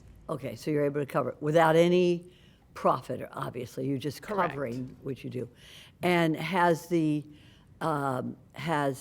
team at PACE, have they been forthwith with your office in making sure that all of this is given to your office and taken care of so that these fees can be charged accordingly? Not always. We actually had a great relationship with Y Green, and they are 80% of the business in Palm Beach County. under the numbers that we look at. There are challenges with other providers, and we try and resolve those within our office, but sometimes it's not possible. Thank you, Mayor. County Administrator? Just from a budget perspective, any excess fees that at the end of any fiscal year that our constitutional officers have, that excess fee comes to the Board of County Commissioners. It goes into our fund balance, and it helps us to budget for the incoming year. So that does assist in offsetting cost to our taxpayers whenever there is excess fees turned at the end of the year. That's correct. We zero our budgets out, and everything we have left in excess fees goes to the county and the entities we collect on behalf of. Just to reiterate, Ms. Gannon, your testimony today is that there would not be excess coming from the 2%, that 2% is either breaking you even or you actually are still behind, or is there excess from the program? Well, actually, in a commercial loan, there may be excess fees, but I think we've had one commercial loan in the last year. There's just not a lot of action in that marketplace right now. And I did talk to the attorney who actually represents that community, and she said that their business is really just awful. So. Okay, thank you. Mr. Weiss, you are recognized to have 7.48 minutes. And Mayor, if I may, we ask that you fill out a card for Sure. your testimony. Thank you. I'll make sure I do that. I apologize. Well, good morning, Mayor and Commissioners and Administrator Baker. I do appreciate the opportunity to be able to speak to you today. First of all, I would like to address the Pace Industries' objection to having the ordinance require them to send a copy of the consumer disclosure notice to our office. As you all may recall, at the September 28th, 2021 County Commission meeting, we explained our plan to amend the uniform collection agreement that we have in place with each PACE administrator to require them to send a copy of a completed property owner disclosure form to our office prior to the execution of any residential PACE financing agreement. The purpose of that amendment was so that we could confirm that the property is eligible for a PACE assessment and that we could call the applicant to explain how the assessment will affect their property tax bill, the consequences of not paying it, and then to answer any other property tax related questions that they may have. As Ms. Gannon mentioned, unfortunately, Florida PACE Funding Agency refused to sign the amended agreement. And as a result, we've had to resort to weekly public records requests to them to receive the requested information. The fees that they charge us to produce those public records are ultimately borne by the taxpayers of Palm Beach County. Florida Green Financing Authority did sign the amended agreement, but has never complied with it, and we've never received a single disclosure form from them. When we brought this to their attention, their attorney explained to us that while they recognize that they signed the form or the agreement, they will not comply with it because they feel that it puts them at a competitive disadvantage. We feel very strongly that that argument lacks merit, especially in light of the fact that Y-Green, who is the largest underwriter of residential PACE loans in Palm Beach County, fully complies with the amended agreement. As I'm sure you all are aware already, we shared some of our research and concerns about the PACE program with the Office of Inspector General. And as a result of that exchange and the presentation that we made to this board last September, the Inspector General's office conducted an evaluation of the PACE program. While the focus of that evaluation was on the Office of Resiliency's oversight of the program, they did conduct a random sample of 60 residential properties that had received PACE loans. They found that for 2 of those 60, or 3.3%, that the PACE provider and district had not complied with the requirements of the county's PACE ordinance. So if that percentage holds countywide, that would equate to over 280 of these PACE loans being non-compliant. The Inspector General's findings and the public's right to be informed of how a PACE assessment will affect their property tax bill highlight the value in our office receiving those disclosure forms. And it begs the question, why is the PACE industry determined to obstruct this process and to push back on these consumer protections? Next, I would like to speak again about the issue of fair market value. Over the years, I have watched many county commission meetings, and it is clear to me that each one of you cares deeply about your constituents and that you make decisions with their best interest in mind. So in light of that, I would like to take this opportunity to remind you of the risks that your constituents face when they borrow more than their homes are worth. The housing market crash in 2006 certainly highlighted that risk for all of us. As a result of that, regulations were put in place that require most people to put down at least 20% of the value of their home, or conversely, to only be able to borrow up to 80% of its value. PACE loans already create a risk for homeowners because they're a mechanism through which a homeowner can borrow that remaining value of their home without undergoing the thorough underwriting and risk assessment that is performed by a mortgage lender. For the reasons that we stated at the last meeting about this PACE ordinance, allowing fair market value to be determined by, quote, any reputable source will lead to many people borrowing more than their homes are actually worth. This definition is also troubling because neither the borrower nor anyone performing oversight of the PACE program will be able to independently verify the fair market value being used. At the last meeting, we gave a number of reasons why defining the fair market value as the just value as determined by the property appraiser is the best option. During that meeting, the board expressed concern about overreach and concerns about challenging the state legislature. Just value would avoid those concerns, as the state statute that establishes the PACE program already uses, quote, just value as determined by the county property appraiser when it sets borrowing limits. Section 2 of the county's current and proposed PACE ordinance state the exact same thing. Just value is the basis for determining what every single property owner in Palm Beach County owes in property taxes, and thus, in turn, the main source of revenue for the county and all other local municipalities.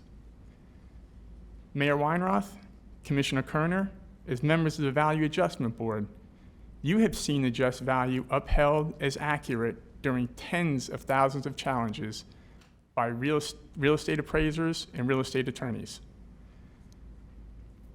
So, I ask you all, how can the just value be the preferred method of valuation by the state legislature, certain parts of the county's PACE ordinance, the basis for determining property taxes, and be upheld as accurate time and time again during VAB challenges, but not be sufficient when we're setting borrowing limits for a PACE loan? Despite any argument that the PACE industry may make today, there's only one real answer to that question, and it's so that they may push the envelope of how much debt your constituents can take on under this program, and they can expand the pool of potential borrowers to include those who in reality already owe more than 90% of the value of their home. For all of the reasons I previously stated, that creates a very dangerous situation. On August 12th, ProPublica published an article titled, "Clean Energy Lender Will Stop Making High-Interest Loans in Missouri." The subject of that article is that, after an investigation by ProPublica that, quote, found that high-interest PACE loans disproportionately burden borrowers in predominantly black neighborhoods, end of quote, Missouri recently changed its PACE laws to better protect consumers. The article states, quote, ProPublica found that some Y-Green loans in St. Louis area were issued to owners of homes with exceptionally low property values. In several cases, the size of the loan exceeded what the local assessors said the entire property was worth. Y-Green and other PACE lenders used private appraisals that were often much higher. The new Missouri law requires PACE programs to base loans on appraisals from local governments. Steve, I'm going to ask you to conclude. End of quote. I will.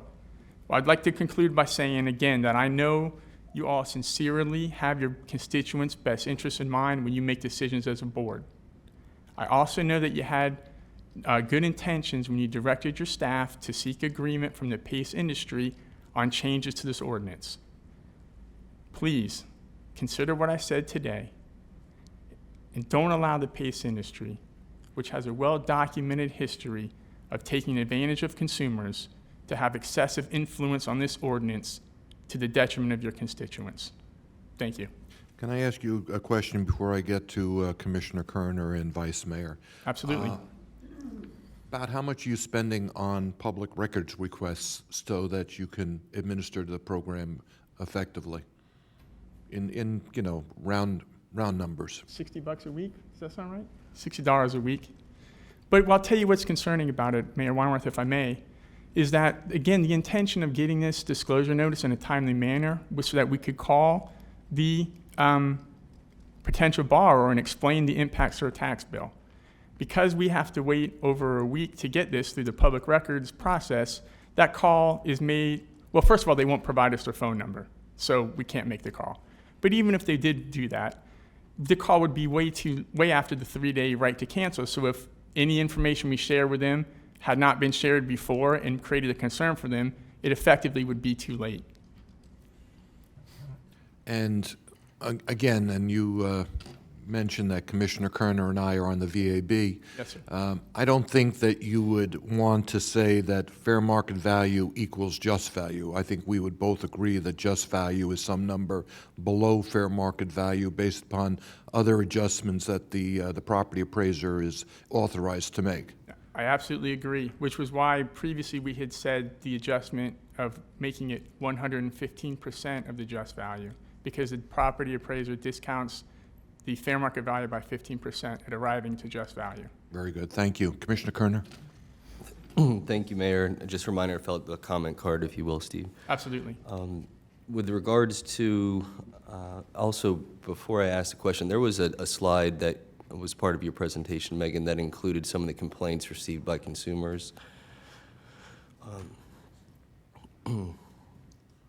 I guess the first question is, and I'll direct it to the county attorney, as part of our general police power and our general government authority, are we able to provide in the ordinance a requirement that the consumer disclosure notice also be transmitted to the tax collector simultaneously? Absolutely.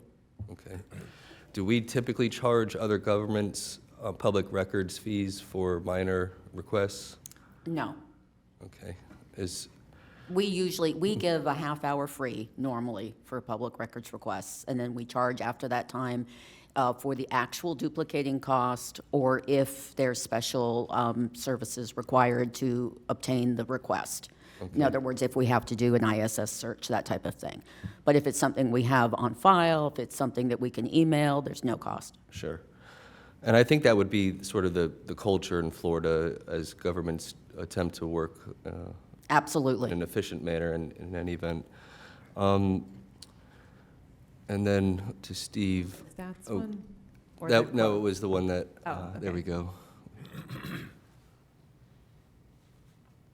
Steve, you seem to know a lot about the underwriting process and lending in the residential space. So are there substantive differences between between a lien versus a tax roll assessment in terms of attempting to refinance one's mortgage? Does one impact or restrict it further than the other? Well, I think I have a simple answer to that, and that is that the intention of this PACE program when it was first dreamed up, and my understanding, the reason that it is attached to your tax bill is that the idea was that they wanted to encourage people to make energy efficient improvements to their home. And they recognized that many of these energy efficiency improvements take many, many years to pay off. The savings you get from, let's say, solar panels may take 20 years to compensate for the upfront cost of making that investment. So the thought was, okay, we know a lot of people are reluctant to make these investments because they may not expect to be in this home for 20 years. Maybe they're going to be there 5 years or less. So to encourage them to make those improvements, let's attach it to their tax bill. That way, if they sell the home, the next owner, who's getting the benefit of the solar panels, in this example, would continue to make those payments for the next 15 years. The problem with this program is that in reality, no mortgage that is, no government agency-backed mortgage, Fannie, Freddie, will allow a new mortgage on a property unless the PACE lien is paid off. So that if in this scenario that was dreamed up, that I made this investment that takes 20 years to pay off, I sell my house in 5 years, I cannot transfer that lien to the new owner if he's getting any type of mortgage that's backed by a government agency, which almost all of them are, so that it has to be paid off at the time of closing. And the same happens if someone refinances their mortgage.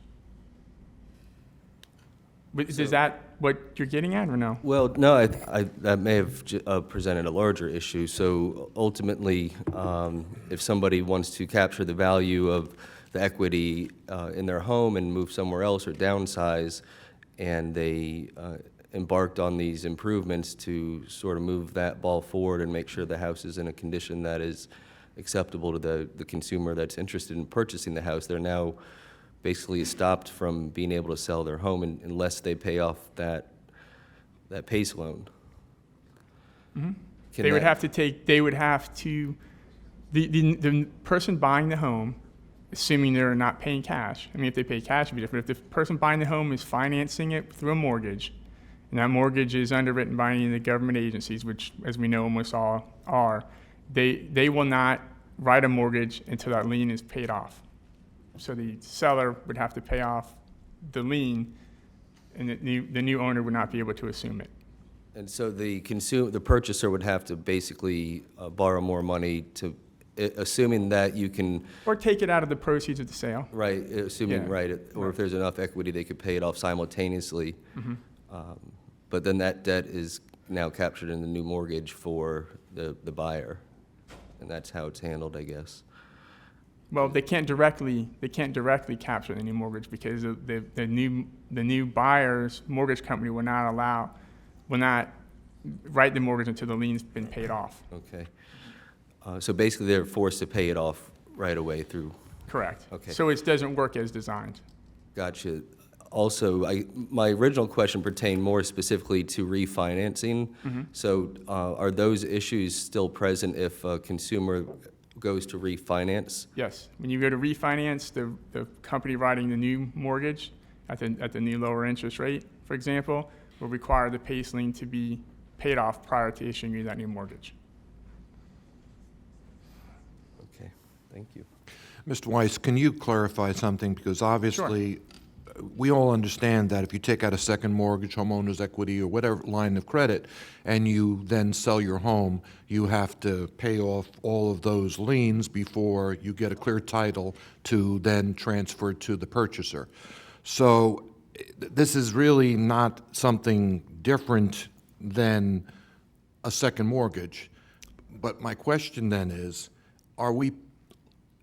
this the lender of last resort? Is this people that could not get a homeowner's equity loan, or, because again their credit is in a position that they can't get a competitive quote for homeowner's equity? I mean, what kind of people are going to step up for a PACE loan?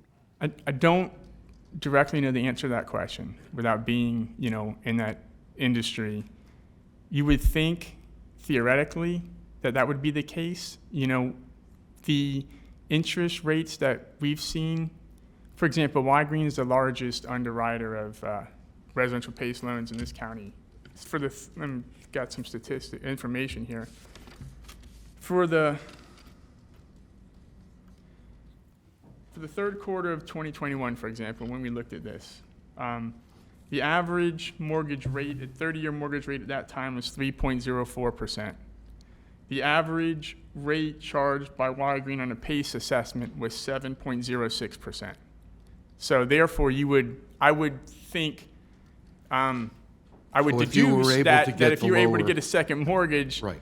you would have done that. You would have done so. So I can only assume that. I can't tell you that factually because I don't, obviously I don't underwrite these loans. I don't know. But you would think with those rates being more than twice what 30-year mortgages are, that wouldn't be your first option if you had other choices. Well, obviously, there's an element of convenience, obviously, since you're not going through all of the hoops to get an approval of a homeowner's equity versus a PACE being more just value-driven on the property versus the income level of the person. The other thing you said, and I want to clarify it, if you went and refinanced, generally speaking, if you have a second mortgage or a homeowner's equity, they will have to remove their lien so that new first mortgage can be placed on the property ahead of anything else, but then they can restore their position behind the first mortgage. Are you saying they must pay off the loan, or that Walgreen or whomever would have to agree to take their lien off, go ahead and allow the first mortgage then to put their lien up, and then they could replace the lien without requiring the homeowner to pony up for the amount due on the loan? It's my understanding it must be paid off. All right, I guess It's we'll not ask the reinstated, industry to but clarify the that. industry could clarify if I'm incorrect in that. All right, we'll ask the industry to clarify that. Okay, Vice Mayor, you're recognized. Thank you, Mayor. Thank you, Mr. Weiss. Yes, sir. Not related. So, who sets a loan to value ratio when you go to get a mortgage? Who sets a loan to value ratio when you go Yeah. to get a mortgage? Yes, I don't know. that's the bank. Right. So it's the bank. The people who are making the loans are the ones that are determining at what ratio they will lend. Correct? Correct.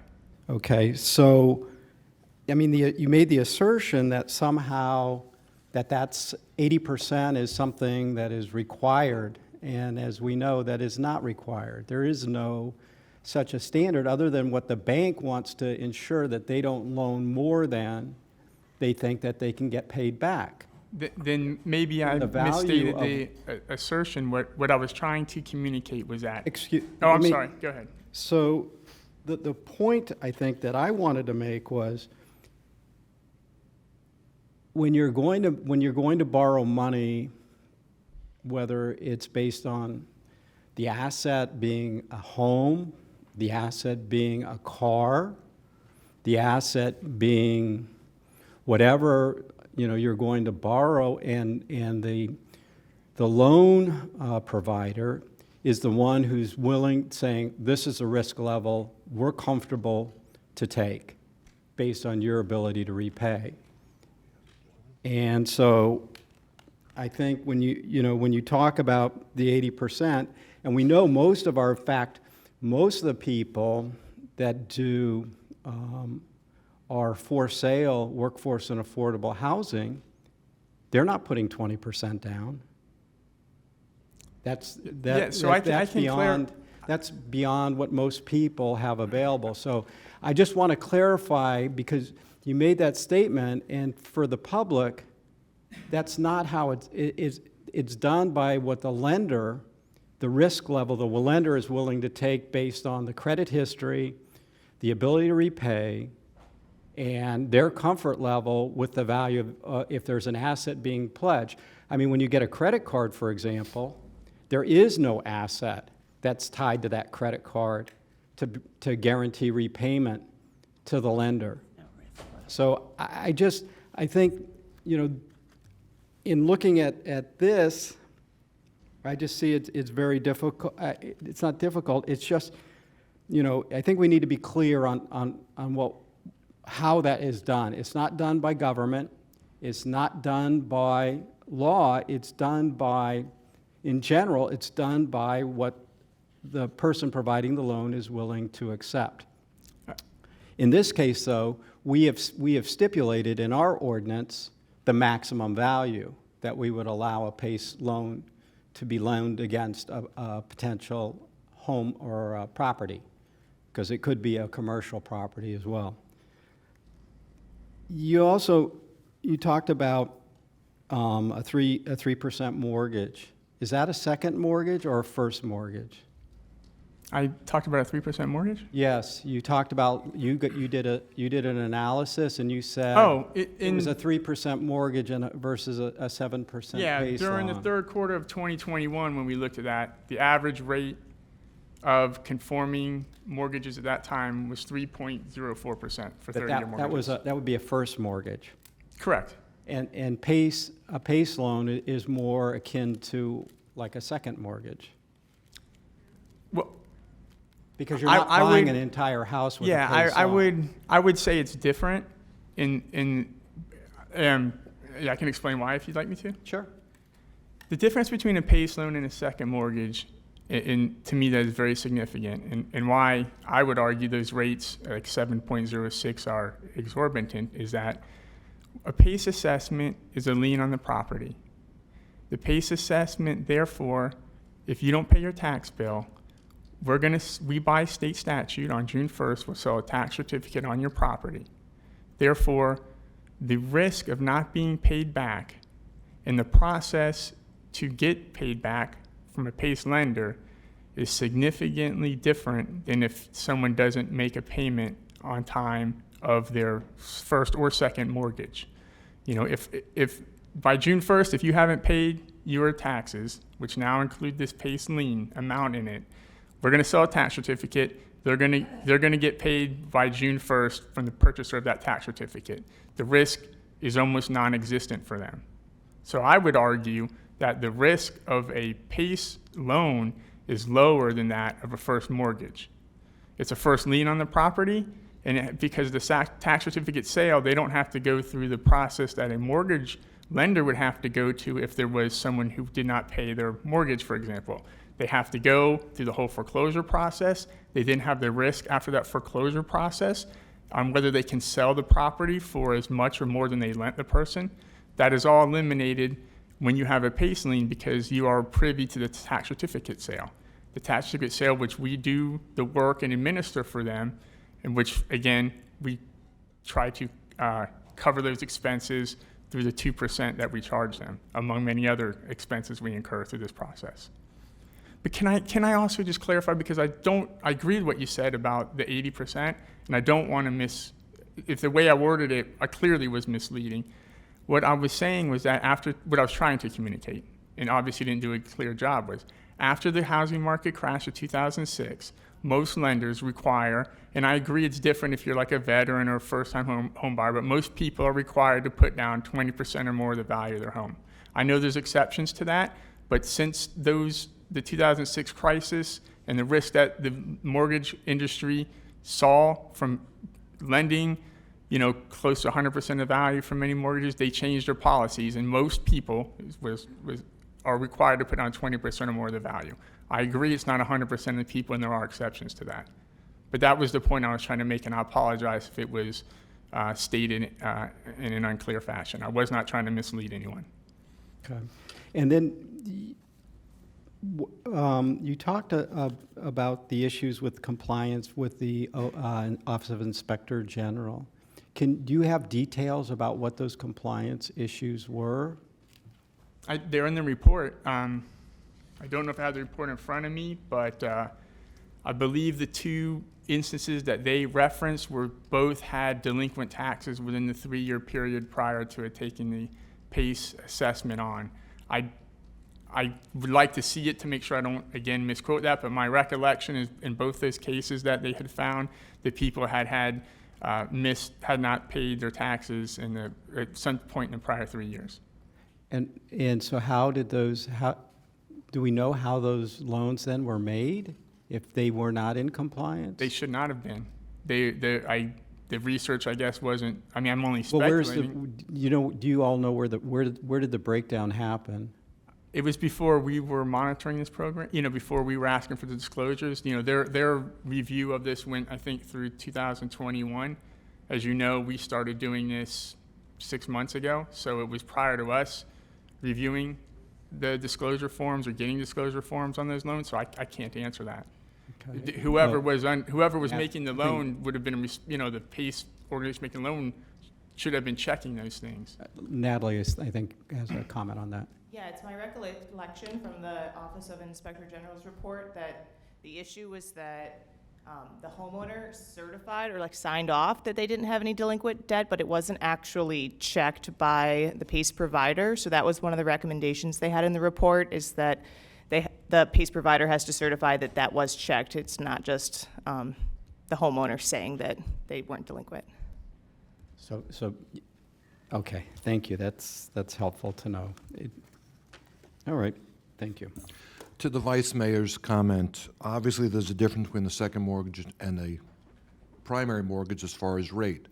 Did you see any difference in the rate that PACE was charging if they came to a property that did not have a first mortgage and they were going to become the first mortgage, or is it just one rate that they're charging no matter what is in front of them?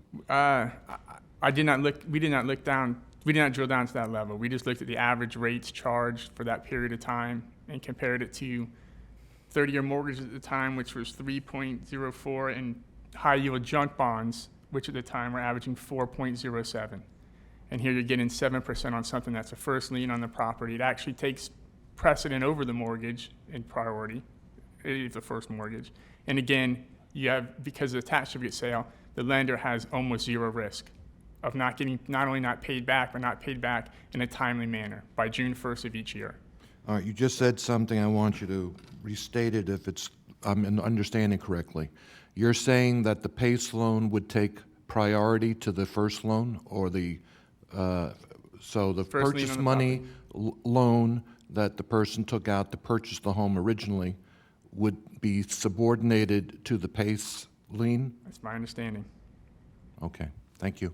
Commissioner Bernard. Thank you, Mr. Mayor. Vice Mayor Weiss had asked a question in regards to the risk that the lender is making. There's no risk for that lender whatsoever when they're lending the money.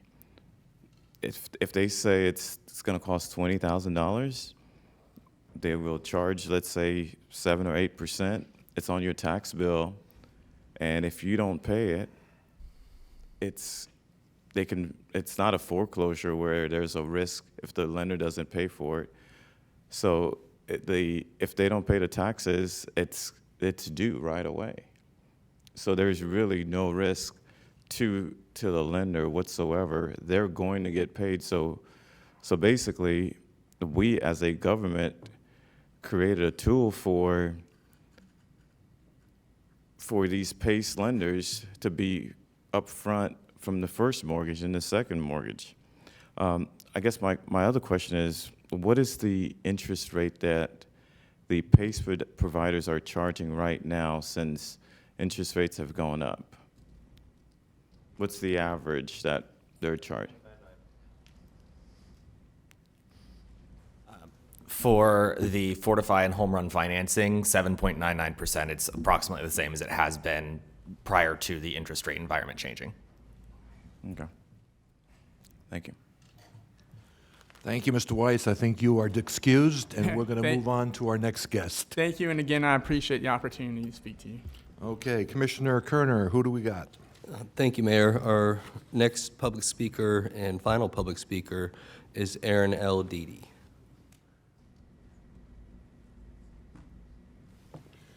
Please state your name and who you're representing for the record, please.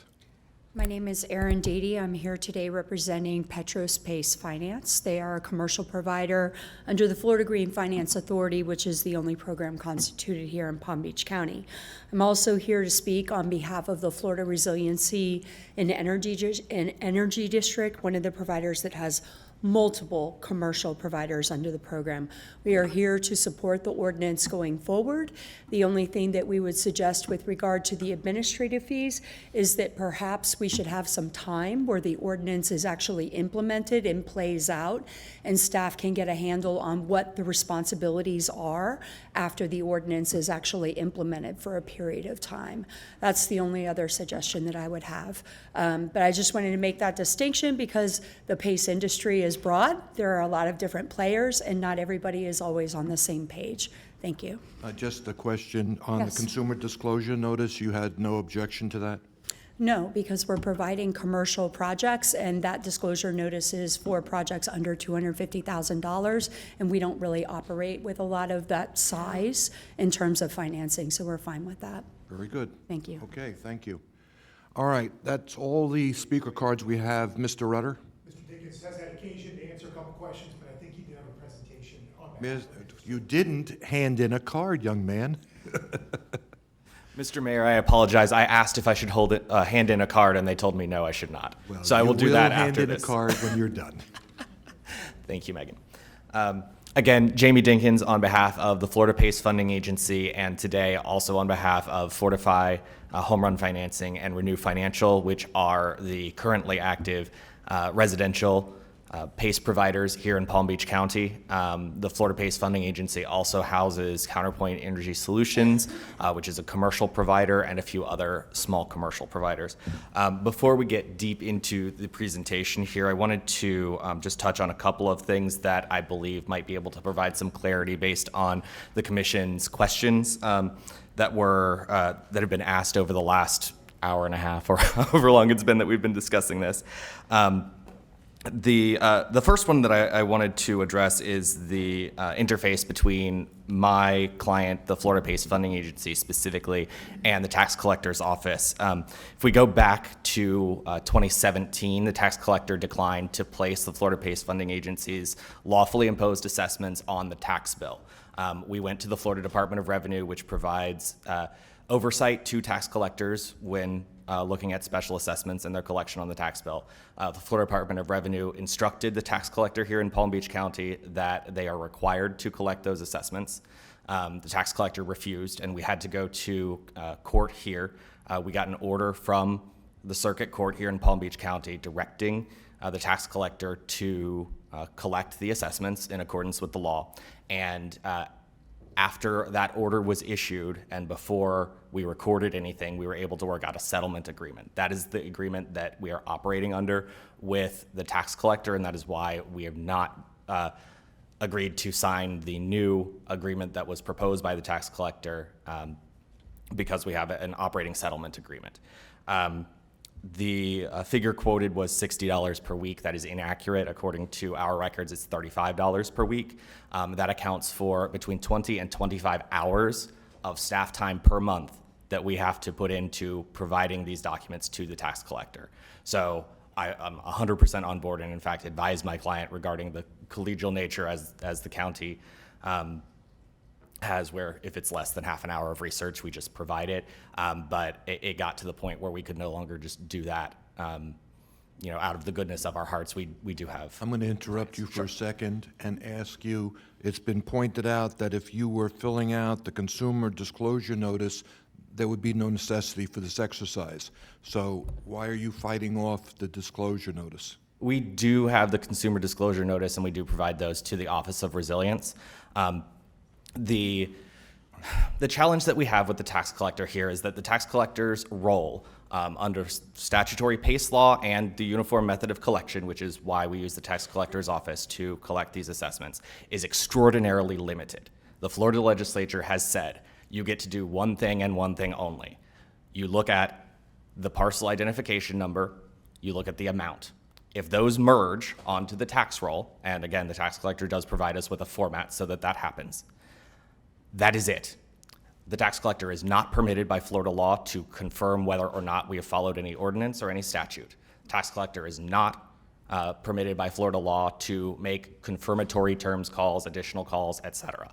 And so in order to attempt to save both our public treasury and the county's public treasury, We have provided the information as required under the public records request, but we've not agreed to provide that separately to the tax And collector. to continue on my question before we turn your timer back on, you've heard, we found 2 instances where a loan should not have been made. Inspector General said that there were prior incidences of not paying their taxes on time.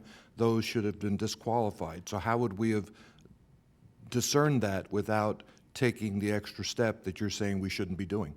So a couple of comments regarding that. The first is, and I will, I'm speaking on behalf of the industry here, the Florida PACE Funding Agency did not have either of those 2 instances, but one, there should have been better internal controls. All of the PACE providers do have an internal process where they are to confirm the statements made by the homeowners. But in order to get to this point, not only did that internal control have to fail, but the property owner did have to falsely represent that there were no tax certificates issued on the property. The second is that that actually does not render the assessment invalid, and this is slightly technical, but the statute requires that we use our reasonable judgment to determine that, and it is a reasonable judgment to rely on a sworn statement under penalty of perjury by the property owner. Okay. My understanding is, I'm going to put your timer back on. all right, thank you, Mr. Mayor. My understanding is that everybody is looking at it and beefing up those internal policies because that's something that we don't want to have happen. Again, thank you very much for the opportunity to make a presentation today. I want to especially commend staff from the Office of Resilience, Mr. Rudder, for working with us through this. This is an extraordinarily complex issue, and we've resolved 95% of the issues. At the end of the presentation, I do have 4 requests, which I think roughly line up with the 4 items that the Office of Resilience has asked for County Commission direction on. And I'm hopeful that we can get that and move forward. See if I can get this going here. Oh, okay. Okay. Yeah, this is perfect. Thank you. To address briefly the Office of Inspector General report, I think that it's been fairly thoroughly covered, but there were those 2 instances. That's a small minority of the projects that were issued, and in both cases there was malfeasance on behalf of someone involved in the process that wasn't either one of the governments responsible for this or their contractors. Perhaps more interestingly with that, neither of those 2 instances involved a violation of county ordinance, either the existing one or the one that's proposed. They involved one of the requirements that's already imposed by state statute. As far as the proposed ordinance changes, we'll go into the administrative fees, the referral to code enforcement, the consumer disclosure notice. There's some nuance about that that we haven't already discussed, and then that definition of fair market value, which it seems like the commission has quite a few questions on. You can move on, thank you. And we've covered this, so we can move on to the next one as well. So to go over roughly the areas of agreement, there are a lot of things that county staff has worked tirelessly on, particularly the language on the consumer disclosure notice. That's something that is currently in list form in the existing ordinance, and we've moved that to something that can be more standardized with the concurrence of county staff. Again, that confirming terms call, where every single person who is a property owner will have a conversation with somebody who's not the contractor, who's actually affiliated with the one of the agencies, in order to do a recorded call, confirm that all of the terms, including the amounts of the payments, et cetera, are understood, and move on. And I think that when we saw the slide with some of the examples of complaints that were fielded by the Office of Resilience, a lot of those are resolved just by going back and looking at that confirmed terms call. We can move on. Thank you. On the administrative fees, the county's direction last fall was to figure out how to streamline this to reduce the burden on staff. And it seems like the fees are a response to that in order to pay for that time that's covered by staff. I want to specifically say that the amount of time that's happened that's been used over the last couple of weeks due to people with questions about the Y-Green situation has been burdensome. We've all worked with county staff, and I know that they've had far more calls than normal about that. Hopefully that will settle itself out soon. but the fees themselves are going on top of what is already charged by the tax collector. As your county attorney pointed out, and I believe your county administrator as well, the 2% that's charged by the tax collector, if any of that is left over, it goes back into the county budget. So we don't have exact numbers on what it costs to do this. What I will say is that, and I believe it's on the next slide, when you look at peer counties, Palm Beach County is already at least double what everybody else does. I specifically would want to point out Broward County. I know it's a little bit small on this graph. Broward County did a study, looked at all of the costs that are associated with the uniform method of collection, and determined that 0.17% is the correct cost that would capture all of their administrative expenses and reimburse them completely. So while in some of the smaller counties it may in fact be larger just because they're handling a smaller volume, they don't have the technical sophistication. Here in Palm Beach County, we've hired an entire staff member to handle these consumer complaints here in the tax collector's office, something that's outside of the scope of what they are directed by statute to do, which is just take the number that was provided to them, merge it onto the tax roll, and then forward the money once it's collected. And regardless of whether that money is going into the tax collector's budget or back into the county budget, what matters is that for your homeowners, for your property owners, they're then being asked to pay an additional amount of that $25. I understand the position that this is something that could be absorbed by the other government entities that are handling these things. Our job as local governments responsible for administering PACE is to do all of the underwriting, all of the things that are associated with ensuring that consumers are protected, that PACE is administered efficiently, and there's not room in the existing budgets or fee structure to absorb just a new fee for Palm Beach County only. So that would have to be an additional Palm Beach County only fee. It would end up being paid by the property owners one way or the other.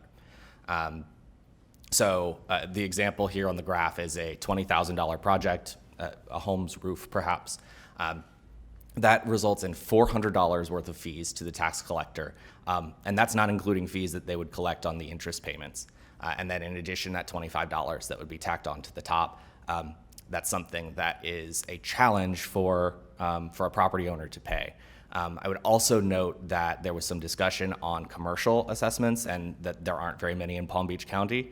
The reason for that is that the Palm Beach County tax collector charges 2%. No matter what we do with the rates, with the fees, otherwise, 2% additional in interest per year is massive in a commercial deal, especially the ones that Ms. Dede was talking about, well over $250,000.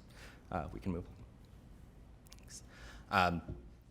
We do have a number of strategies in place to reduce the incidence of complaints or to resolve them when they occur, in addition to the first initial outreach typically done between a contractor and a property owner. Those contractors are vetted, their license status is confirmed, there's some training that goes on, we do ongoing monitoring with them, and then we have a complaint resolution process.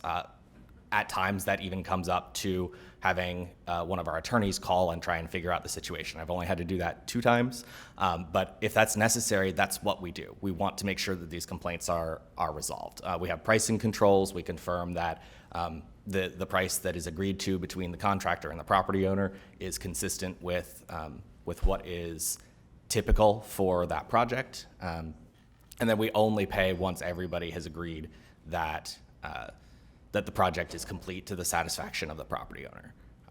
We do have some more here, but I realize... I'm going to ask you to go quickly through the rest of your presentation. I'm not going to cut you off. Thank you.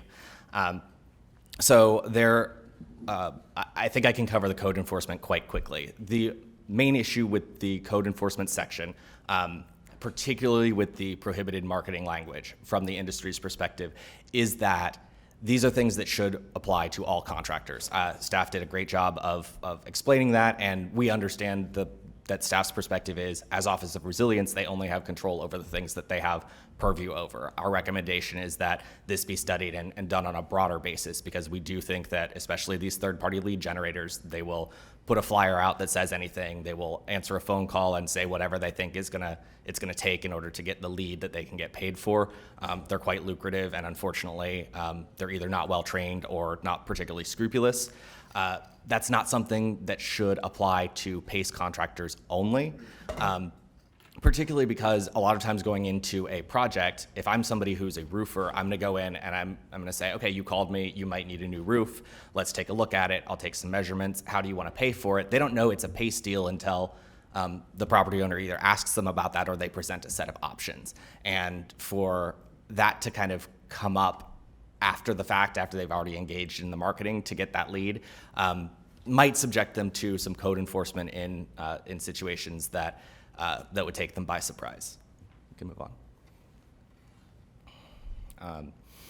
And I just covered that, so we can move on. Thanks.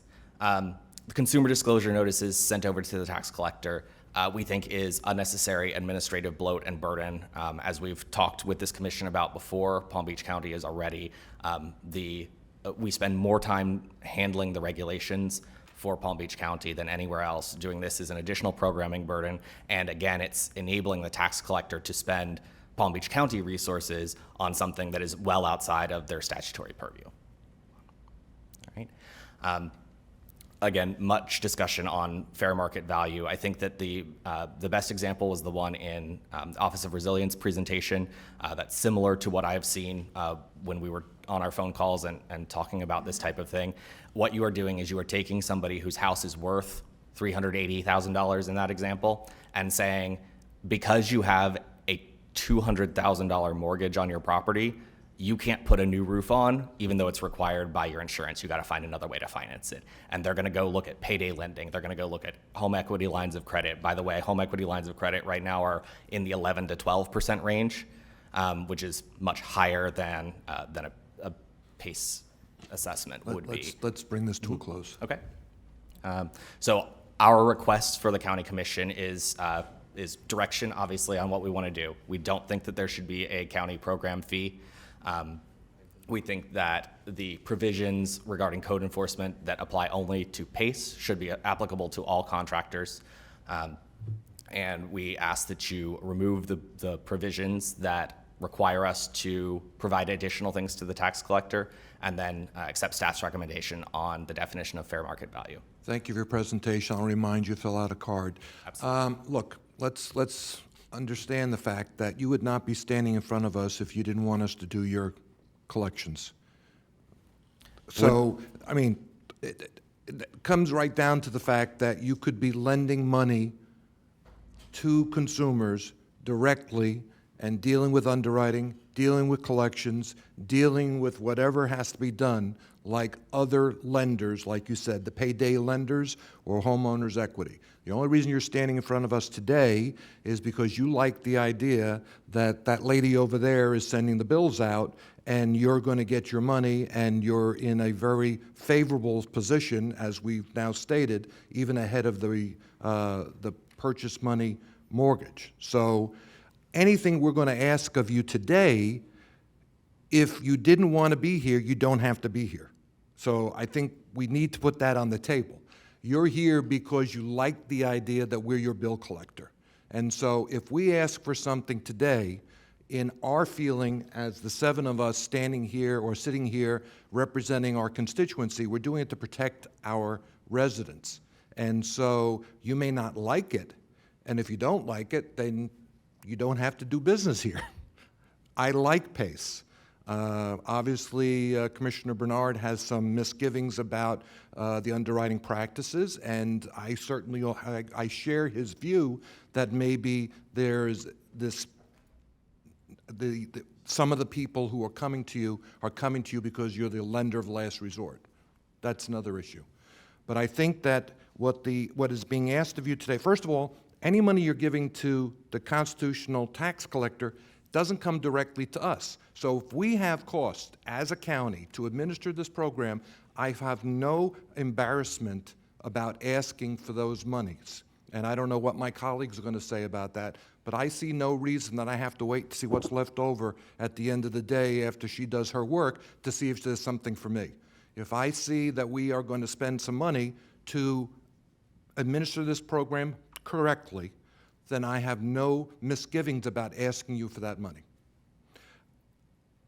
I also think that this disclosure is de minimis as far as its impact on you, and I think that it's been explained by the tax collector. It would make their lives a lot simpler, and maybe they'd have more money to hand us back if they didn't have to spend more money on $35 a week or $60 a week for asking for public records requests. So that's where I'm starting. I have no problem with the program going forward, but I think there's needs to have tweaks, and I have no problem with the consumer disclosure notice, and I have no problem with the administrative fee. And so I'm going to now open it up to my colleagues. I got no lights on yet, so I'm certainly waiting to hear anything. Commissioner McKinley. I have no problem doing what Miami-Dade County did in reserving the right to the fee. All the other stuff, I mean, all we're voting on today is a motion to advertise, so there's still time to work some of these issues out. All I can tell you is a parting warning. I would put money on the fact we'll end up getting preempted if we put all of these changes in place. If we have the most onerous ordinance in the state of Florida, we are opening ourselves up for preemption. I don't think that we need to be doing all of these things. I think the statute covers a lot of it, but I would at least support a motion to advertise today. I'm going to take that as a motion to advertise. Do I have a second? I have a second. We're just going to put the motion on the table. That's all. So I have a second by the Vice Mayor. Okay, Commissioner Sachs, you're recognized. There's a slide on the board. It says board direction needed. There are 4 little squares. Besides voting on whether or not we will allow them to advertise, do we need to give board direction on these 4 items? There's no reason why you shouldn't. Good. Did you have anything that you wanted to add to that? No, not at all. Okay. Commissioner Kerner. Well, just, I want to note that just kind of clarify the Have the motion. lights back on? Clarify the motion on the table. Did you want to include any board direction or just move this forward and provide? Commissioner McKinley, did you want to expand upon your motion? Let's see, I would not include administrative fees. I am okay with the agreed upon definition of fair market value that industry and staff have agreed on. I actually don't have any problem with the code enforcement language. And the consumer disclosure notice, I think it's covered under statute, and I think that we're exceeding statute limitations if we include that, so I would not support that. All right. I think that there's going to be some discussion on those 4 points, so why don't we make it a clean motion just to have a motion to permission to advertise, and then let's have some discussion on board direction to staff as far as further discussions. Why don't we do it the other way around, Mr. Mayor? Let's settle the board direction, and then I'll make the motion to advertise after the direction is Okay, settled. very good. So the motion has been withdrawn. All right. Commissioner Kerner, you are recognized. Thank you, Mayor. There seems like there's a little bit of frustration between your industry and the tax collector's office, and that you feel to a certain degree, and I don't want to put words in your mouth, but that they've overstepped their statutory authority when they endeavor to make contact with your customers and communicate to them whatever it is they discuss. I don't know if they've been able to reach out to consumers. I don't know if they've been provided phone numbers through the public records request. I don't know of any exemption that would prohibit or allow you to not disclose that to anybody under a public records request, but whether that's done within that 3-day period is obviously it's not going to be satisfied in that regard. So I understand your frustration, or at least I may not agree with it, but I understand what your objections are to this consumer disclosure notice going to the tax collector. But are those, the efforts that the tax collector in good faith is probably trying to accomplish is to make sure the consumer understands what is before them and what they're agreeing to. And while you may not agree with that authority being housed in the tax collector's office, do you agree that we have that ability and obligation? Or is that outside the PACE statute? Yes, Commissioner Kerner, you're welcome to regulate any Palm Beach County program. It may be argued that the independent local governments that administer their own PACE programs are not part of the Palm Beach County program, and just by operating here in Palm Beach County doesn't put them within that purview. So far, nobody has made that argument to this board that I'm aware of. So they would have to rely on any municipal ordinance to do business in the county if the board... So they would have inherent authority to do that, according to Florida statute. So then why are we here? That's a good question, Commissioner Kerner. We're here because Palm Beach County has decided to regulate this entity and this program, and rather than have a discussion about whether the authority is there to do that, the local governments that are participating in PACE statewide have agreed to follow the rules that are set out in order to avoid the fight. I was under the impression that the Board of County Commissioners in each county would have to authorize an ordinance for business to be transacted and put onto the rolls. That is a view. It's not one that the Florida PACE Funding Agency, and again, I'm speaking only for the Florida PACE Funding Agency in this, necessarily shares. We do it because we think that it is the right thing to do collegially, is to cooperate with local governments. You know your citizens better than we do. Are you guys operating, is this industry operating in any of the Florida counties that have not authorized it by ordinance? Yes, there are a number of actually municipalities in Volusia County that have said, we don't want to touch this with an ordinance, we don't want an interlocal agreement, we're not going to object to you being here. And was that done through an ordinance or resolution? No, it was done by a letter, in one case from a city mayor, in one case from a city attorney. Okay. Mr. Mayor, Yes, Commissioner Bernard, you're recognized. if we don't have to be here, why don't we just repeal the statute, repeal the ordinance? So I would just say, let's make a motion to repeal the ordinance. Which ordinance is it? Ordinance 217-012. Commissioner, if I may. Section. We still have the interlocal agreements that are in place that allow these interlocal governments to operate in the county. And we can eliminate the interlocal ordinances also. Correct. And within the interlocal agreements, we incorporate the county's ordinance, and each of these interlocal agreements specify that the guidelines that are within the agreements are superseded by the county's program that's spelled out in the ordinance. So, I mean, I disagree with Mr. Dinkins' description of their authority to operate within the county. They did sign on to these interlocal agreements. Can we do also an ordinance to repeal it and also do an ordinance to also not allow it in the county? Commissioner, if that's the board's direction, I would ask you to give us that direction and then let us go back and assess what we would need to do. We want to look at how we need to unwind the agreements, timing mechanisms, and some things like that, and I'd prefer not to answer those on the fly. Okay. So I think that if we can give, we could, if the board still wants to do the permission to advertise, you could still do that. And also take a look at the statute on whether we need to have this ordinance or not. So I would make a motion that we do the advertisement for November 15th, and also to give staff the authority to take a look at the statute, whether we should repeal it, and what can we do to prevent them from operating in the county if we decide to repeal the statute. All right, Commissioner Bernard, I'm not at all convinced that we have a consensus on that second part. Let's have some more discussion. I'm certainly eager to hear from my colleagues to find out if this is something that you want to go down that road.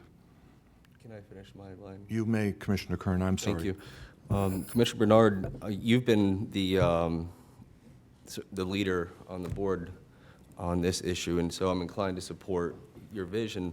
But my concern is that if they do have the authority to operate without the blessing of local government, that we may miss an opportunity to regulate and protect our constituents if they're willing to participate in that process. Well, I don't think that we're not making a motion to repeal it right now. We're doing the advertisement, and let's let staff to provide us the information, and we don't have to repeal it at that time. So your motion then was to Do the first, recommend to approve for preliminary reading and advertise it, And then board and direction then board to- direction on providing information, and then we can make that decision at that time. I'll second that motion.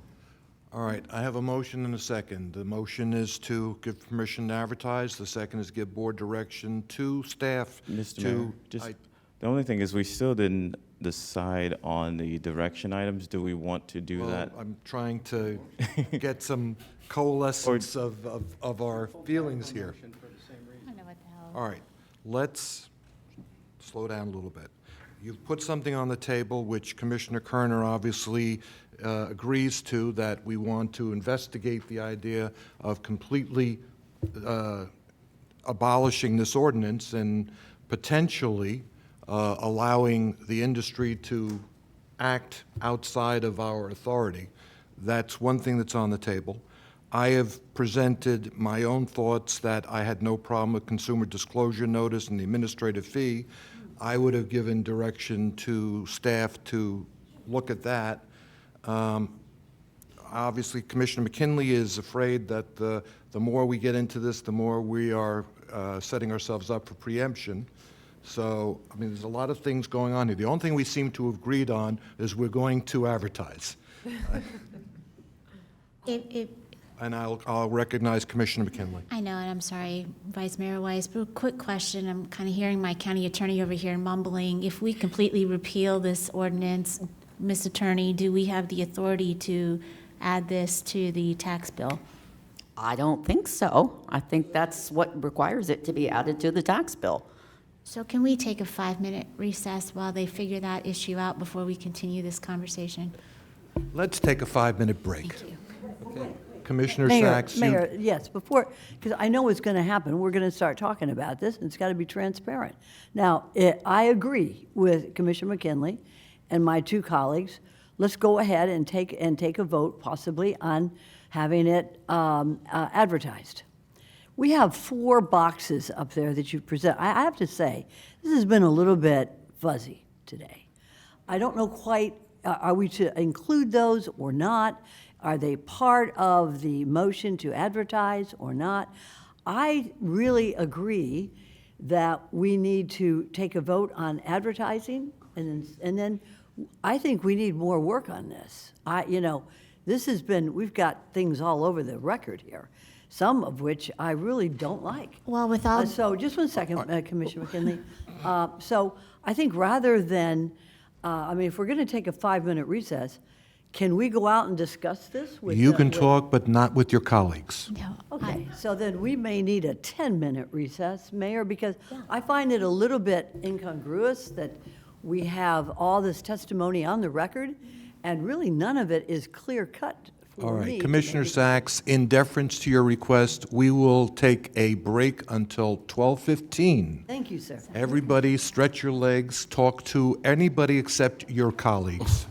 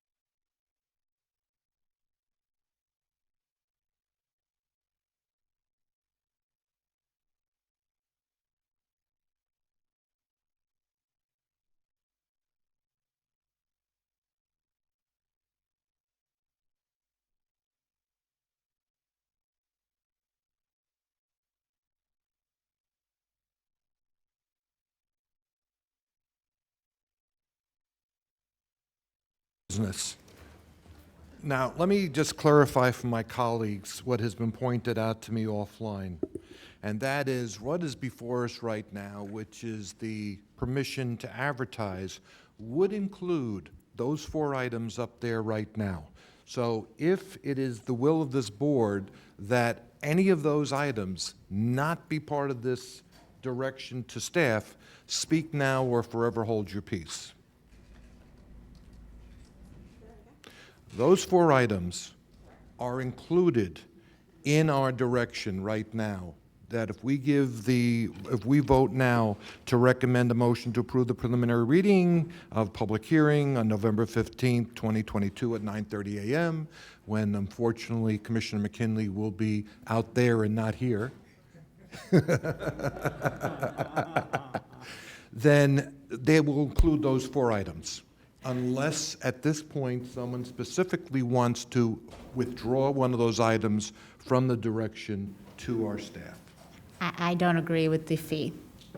You don't agree Do with? not agree with the first one. I'm okay with the other 3, as I already described on the record. All right. I personally feel the administrative fee is reasonable. As I said before, I feel that we shouldn't be looking to the county's tax collector to be giving us the leftovers from what she's getting from her 2%. I'm certainly willing to hear from my colleagues. Commissioner Sachs? Thank you. If county taxpayers pay, county taxpayers should be reimbursed. Absolutely, we should include an administrative fee. We pay it, taxpayers pay it, they should be reimbursed. I don't see any, and I do think that the industry is really a public-private industry format, and I think they should, I don't think they have any issue with, unless they do, they might as well come up and speak now, but I'm sure the industry would not, would agree that any administrative fee should be reimbursed to the county. All right. Anybody else have a comment on this? Commissioner Marino? Actually, I have a question, and the tax collector could probably answer this. How much of the business is commercial and how much of it is I residential? think they said 1 commercial so far. No. Steve, want to come on up? Was that what you, did I not Ann? hear that then? No, come to the microphone, please.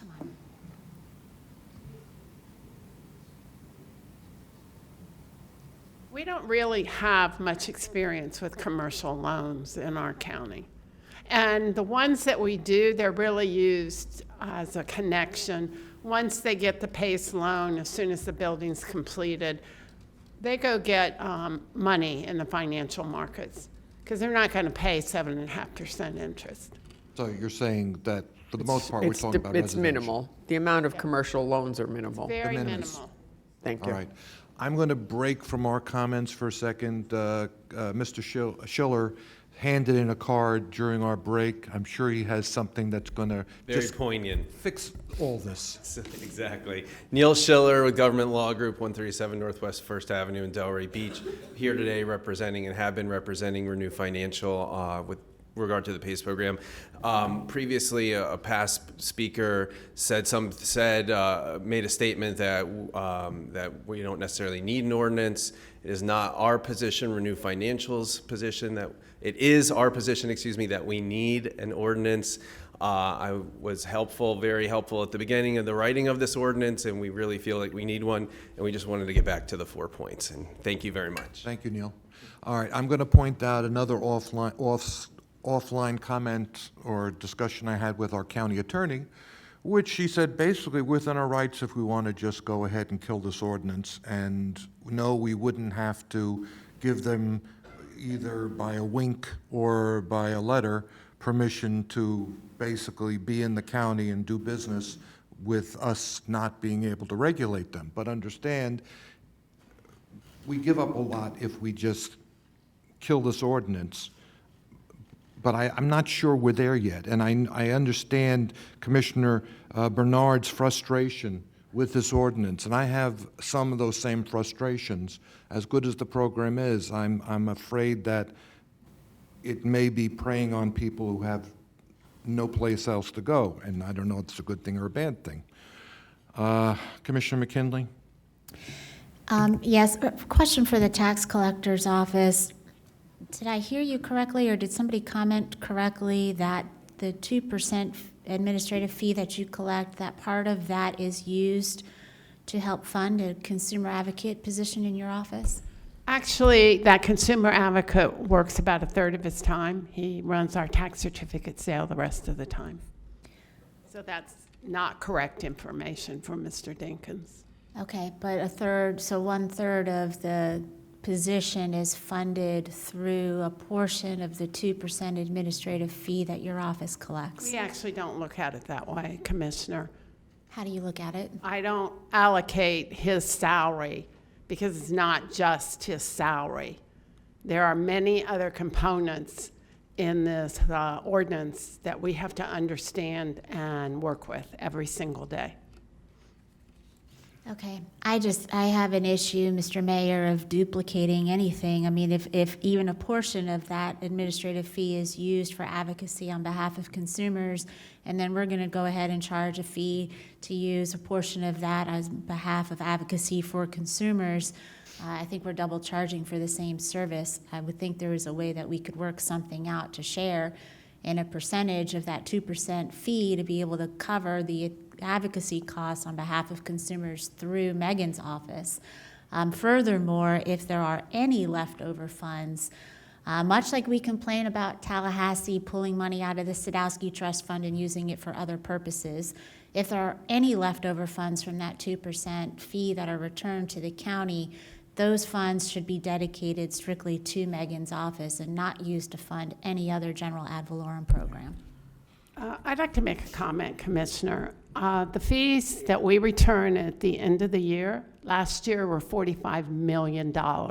Those fees, we don't allocate it based on where we get the fee, because we actually make $1 million from our private tag agency, which benefits the county. So it's not that I could say, okay, I make this much money off this person and cut for the 2%. It doesn't work that way in our office. Well, you know how much money you collect on behalf of that 2% administrative fee. No, it goes in the big pot for fees. And those fees go in a account that is used to fund our office for a year. And in October, we zero out that amount of money and give it to the county. And then for November and December, we actually borrow money to run our office because we have no fees that we've collected. So we're not tracking how much money is specifically collected from that 2% fee and how exactly that is spent? I could, but I don't track it by each program that we get fees from. We get fees from tax certificate sales. And so, Ms. Baker, if we do a $25 administrative fee or a $500 administrative fee, are we not going to track that to make sure it's spent for the purposes it was collected? If you ask me, I can give you that fee, but I don't do that daily or monthly. I can do an analysis, but it's not something I do every single day or every week. Administrator? No, we do not track fees in that manner. We look at the department, we project when we're doing budgets, what it is going to cost, any revenues that department generates as a part of the budget process. We look at the revenue, we reflect it in our documents to you on the amount of revenues collected, and then we, of course, pay for the balance out of ad valorem. If those revenues do not materialize, then we still pay for that staff person out of ad valorem dollars. And so at the end of the day, we look at the bottom line and determine what revenues we received, what expenditures that's set, and then the rest of it falls to a fund balance that helps us balance the budget for the incoming year. And just for clarification, because I wish I could get 45 million every year out of the tax collector, but that does not occur. So I want to be really clear on that. And the fact that the tax collector is moving into some of her own buildings, that cost now will be falling within her budget. So that is less excess fees that we will anticipate receiving in the future unless some other new things come up and she collects more than anticipated. So I just want to be clear about that 45 million, because it's not going to be there every year, and it is going to go down, We were unfortunately. spending that. We had some places we wanted to Yeah, look well, at. you won't be spending the 45 million every year. Actually, our TDC collections are way up right now. I know they are. So, but we can't depend on that either, so. All right, let's try and pull this together and bring this to a landing. I'd also like to ask one question of our experts from PACE. As you know, there is new legislation which requires a lot of the condos to do re-inspections. They're now being forced to reserve in ways that they never did before. A lot of the unit owners now are finding themselves with assessments, very significant assessments. Would that be something that they could use PACE for, or is that something that is completely outside of the realm of your financing? Thank you, Mr. Mayor. As long as the assessments are being used for a fund that would be appropriate for the purposes of PACE, which is energy efficiency, renewable energy, or as in the case where we're talking about wind resistance improvements, yes. All right, that's interesting. All right, let's see if we can't land this plane. We have in front of us a motion. Do I have anybody who's put the motion on the table? Commissioner I did. Bernard, I think you made the motion. It was seconded by Commissioner Kerner. Let's stay focused just on board direction needed, those 4 items. Do we want to just leave it as it is right now? Commissioner Sachs? I'm sorry, Mary. My understanding was that we're here to, and I'm looking at the lawyer staff, we're here to accept or deny whether we're going to advertise with those 4 boxes. Is that correct? Correct. Mr. Lawyer? Those items are in the proposed ordinance as presented today. So we have the administrative fees included in that ordinance, the fair market value as we presented it, as agreed upon by staff and the industry, the code enforcement provisions in there, and the consumer disclosure notice that will be provided to TCO. So if on any of those particular items you want us to remove them, as Commissioner McKinley said about item 1, this is the time to give us that guidance on those 4 items. We have a consensus on the rest of the proposed ordinance. There's an agreement, so these 4 items are what we need guidance on. And industry has no objection to those 4 items being included in our there's- motion to advertise or not. Well, that's not accurate. That's why. Not accurate. No. Okay, fine. So it's up to us to give you direction on 1, 2, 3, and 4, and whether we want to advertise. Correct. All right, so. Okay, thank you. As I'm listening to the conversation, Commissioner McKinley seems the only one who has some deep reservations about the county administrative fee, so I'm going to leave it as part of the motion. Any further discussion? Seeing no further discussion, all in favor, all opposed, it passes 7-0. What? I'm sorry. I oppose, the record should be clear, I oppose deleting a county administrative fee. It wasn't deleted. Okay, very good, thank you. All right, we have one no. Okay, so it's I going to be a mean, one 6-1 opposition. with McKinley Hold being. on, you have Commissioner, Commissioner Kerner, did you want to be? Commissioner Marino had. Oh. You want to run the meeting again? Could you please go back? Much neater. Okay, hold on a sec. Okay. Because I've been pretty quiet. One, when you said that Miami-Dade, in their agreements, reserved the right to charge a fee, is that correct? Did I get that right? And what was the fee amount that they reserved the right to charge? Instead of in the ordinance, they have it in their interlocal agreement with the entities, and they don't specify the amount. It just reserves the right for them to to charge an amount to offset their costs. Okay. So I could see maybe not charging 2%, I could see maybe charging 1%.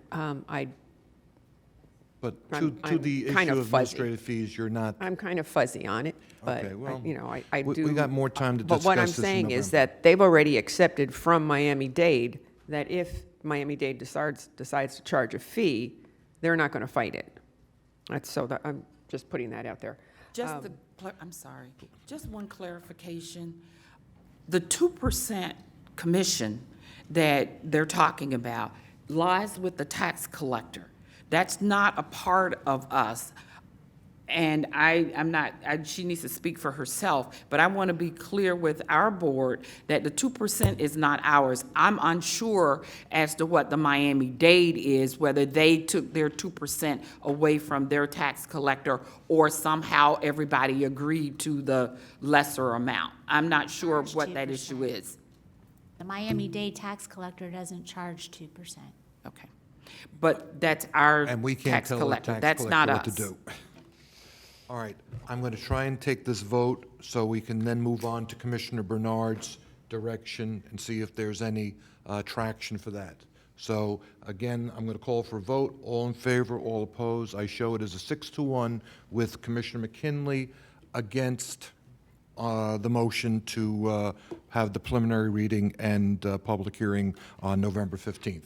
Now, to the motion that Commissioner Mr. Mayor, Bernard... it's not a motion. I'm It would sorry, be more of the a... direction, let's- right. If we can have just the county attorney just to take a look at that, so in that way we can know what the statute says. The statute does require that there be a resolution or an ordinance in place, and they cannot operate in this county and put taxes on the rolls without us doing a resolution or ordinance. Can I ask, in reference to what Commissioner Bernard has asked, can we, when we get back together on this November 15th, have a report from you as far as what would occur if we were at that point in time to say, enough already, we're done with PACE, we're going to basically step out of the program? Absolutely. All right, very good. Commissioner Kerner? I assume that the answer is going to be that they can conduct business in the county, but they can't utilize the tax collector's assessment rolls. I am not so sure that they can operate in the county, but they certainly cannot use the tax collector's rolls. But I don't believe they can operate in the county because the ordinance speaks to the local government creating a resolution to make this a approach for citizens of the county. Then it would just transition to a private party lending situation. That's like a correct. bank. So they could do that business, but they couldn't utilize Right. the weight of the government. Correct. Okay. Yes, without I think us we're- regulating them. I think we're headed in a good direction then, Mayor. Okay, Thank very you. good. Commissioner McKinley, your light's still on. Yep, I just want to thank staff for all the hassle of this for the last year and a half, it seems like. And just, my objection is not because of specifically of the proposal that you brought before us, but rather the staff direction that we gave you on those 4 items. So best of luck to you. And I look forward to my mind going back to when I hear the word PACE, thinking of the PACE Center for Girls and not thinking about this anymore. Well, Commissioner McKinley, we'll be looking for your card on the 25th, or the 15th. So I you can will get be your 3 prohibited minutes. for 2 years, so good luck, Mayor. You're allowed to personally speak to us. All right, very good. I think we have put that to bed. Thank you very much. All right. This takes us now to item 6C1. This is on the 401A plan, and Mr. Bonlaren is dying to give us the fruits of his research on this very exciting subject.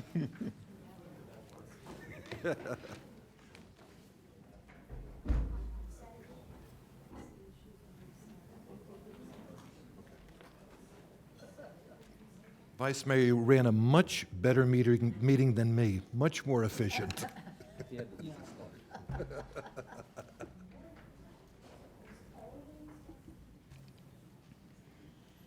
Mr. Mayor,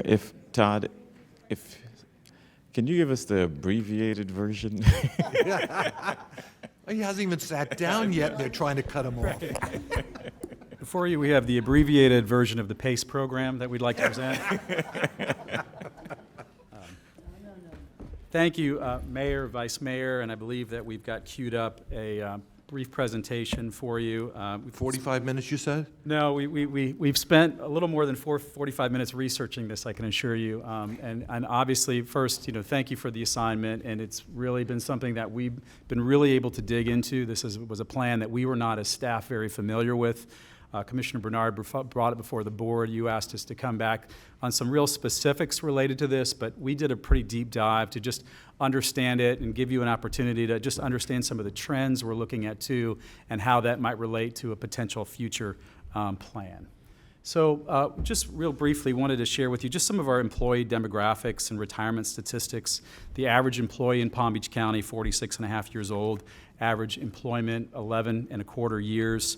The DROP program, our enrollee statistics, the average age is 57 years old. The DROP enrollees are about 23 years of service. And that average DROP vacation leave payout is about 25,594 hours. That's, an average, and we'll get into that a little bit more. And I did put a little asterisk to show you that the DROP, when somebody enters the DROP, they're able to sell about 500 hours into that to count towards their average final compensation. We'll talk a little bit more about that in a couple slides. So here we just wanted to show you the number of employees, both union and non-union, terminating each year. Terminating means either leaving voluntarily or involuntary, retirements, et cetera. So you can see in 2021, about 608 terminated that year. You see some of the average salaries and ages. One thing that we did want to share with you just, as we talk about the Great Recession and then also the Great Regret after that, we saw quite a number of individuals during sort of the Great Resignation, not recession, resignation, retiring, leaving from not just county jobs, but across the board. The range in 1819 was about 6.96% attrition. In 21-22 was about 9.25%. We don't necessarily expect those trends to continue in that manner, but we did want to point it out just because as we saw an inordinate amount of individuals leaving and then probably would smooth out a little bit more, we think, in the coming years. And then again, just to share with you some information about employee sick and vacation payout. This slide, we really just deal with vacation, not so much sick. And I'll talk about some sick in a slide upcoming. But this is just retiring employees, both union and non-union. The average salary of those individuals is about $91,000 a year, average age about 63 years old. And you see roughly in that 190 to 228 range over those 3 years in terms of the actual vacation leave payouts for those employees. We're not here to talk about the 457B today. That is one of the plans that we have in place. But I did want to just from a benchmark perspective, because a lot of our employees are familiar with this, and just to give you an idea of who is currently participating in our plans and at what level. So we have roughly 3,451 out of 6,142 employees that are participating in our deferred compensation plan. About 62% of those are contributing less than $5,000, about 9% over $19,000. The current average allowable amount that somebody can participate in this plan right now is $20,500. In 2021, it was around just a little less than that rate. But just to kind of give you an idea of roughly who's participating and at what levels are they participating. So the special pay plan, or the 401A, is what the board has asked us to look into. And what's really interesting about this tool is that it can be very customized for specific groups within your county participants. But what the other thing is that once you identify those groups that are to participate in this plan, they must participate in it. It's sort of a mandatory provision. So it's a little different from the 457B, which is voluntary. This is mandatory in doing it. And it's a little bit like devising these plans, like buying a car and going into a dealership and wanting different options and looking at some of those options. It's very customizable, and you can get very creative as long as you're within some of those IRS codes. What the special pay actually means is it's not payment that you make in terms of a wage, for example, but when you pull back as an employer that vacation and sick leave, it's considered special pay, and that's a special pay that you make to the employee, and that's why it's called the special pay, and why they refer to it under the IRS rules. One thing that we wanted to share was one of the benefits that we saw of this plan was the issue of the 7.65% Social Security and Medicare tax. That would be a savings both to the individual participating in as well as the county itself. And again, the special pay plans, some of them can be set up to include mandatory employee contributions on a number of them that we've researched, that we've been able to see that. So this is one of those issues that I wanted to point out to you, and it goes to some of the direction we're asking of the board on this particular item. The IRS began allowing the use of unused sick and vacation leave into the special pay or 401A plans back in 2009. It was much more formal because they issued formal letters to that regard. But what we've seen is just a little bit of conflicting information and research about when it comes to just specifically using sick and vacation for terminating employees, which is what we were asked to, that we've had a little bit of conflict in trying to resolve that, and that's why one of the pieces of information that we're asking from the BCC and direction is to allow the county attorney's office to work with us to get some specialized tax counsel that they can help resolve a couple of these issues that that we think are a little bit in conflict right now, and certainly would make it a little bit easier for us in recommending some additional options as we go forward. I wanted to also just do a side-by-side of the 457B and 401A, if nothing, just to use it as a benchmark. So just to show you, the 457B is a tax advantage deferred comp retirement plan, where the 401A is a tax advantage contribution personal pension savings account. It really serves as kind of a savings account. You can see the limits are different, $20,522 for a 457B. You can include also an additional $6,500 if you're over 50 years old as a catch-up provision. And then in 22, the annual limit on 401As is $61,000. So a significant difference in terms of that limit. In line of duty withdrawals are not allowed under the 457B, except for some of the exceptions below, like hardship withdrawals, unforeseen emergency, and loan provisions. In the 401A, the withdrawals are allowed, but there are penalties that could come into play if you're 59 and older and you've not reached your full tenure of service in the county. There's a 10% penalty for that, but if you're 59 and a half and above, no penalties at all, or if you've reached your time with the county, you can also withdraw that as well. And then again, the hardship, the unforeseeable, and the loan provisions don't apply as much to this because you can allow already for those withdrawals. And you can also write in a loan provision in the 401A as well if you want to really work one of those rules subject to certain fees in that plan. And then finally, just the voluntary versus the mandatory participation on that. So we wanted to just put a list of some of the pros and cons together for you of the 401A. And these are sort of our opinion that we're sharing with you and just observations that we've made. So the first piece on the pro, where we say that the employer and the employee both save 7.65% on FICA and Medicare for a total of 15.3%. So I had an annual savings of $150,000. We've revised that number because, thank you to the clerk and others, we've had an opportunity to really dig into some of the sick and everything. So that number is more of a $253,000 combined with sick and vacation savings to the county, and then subsequently the 7.65% on that would be about a $253,000 savings on collectively their end as well.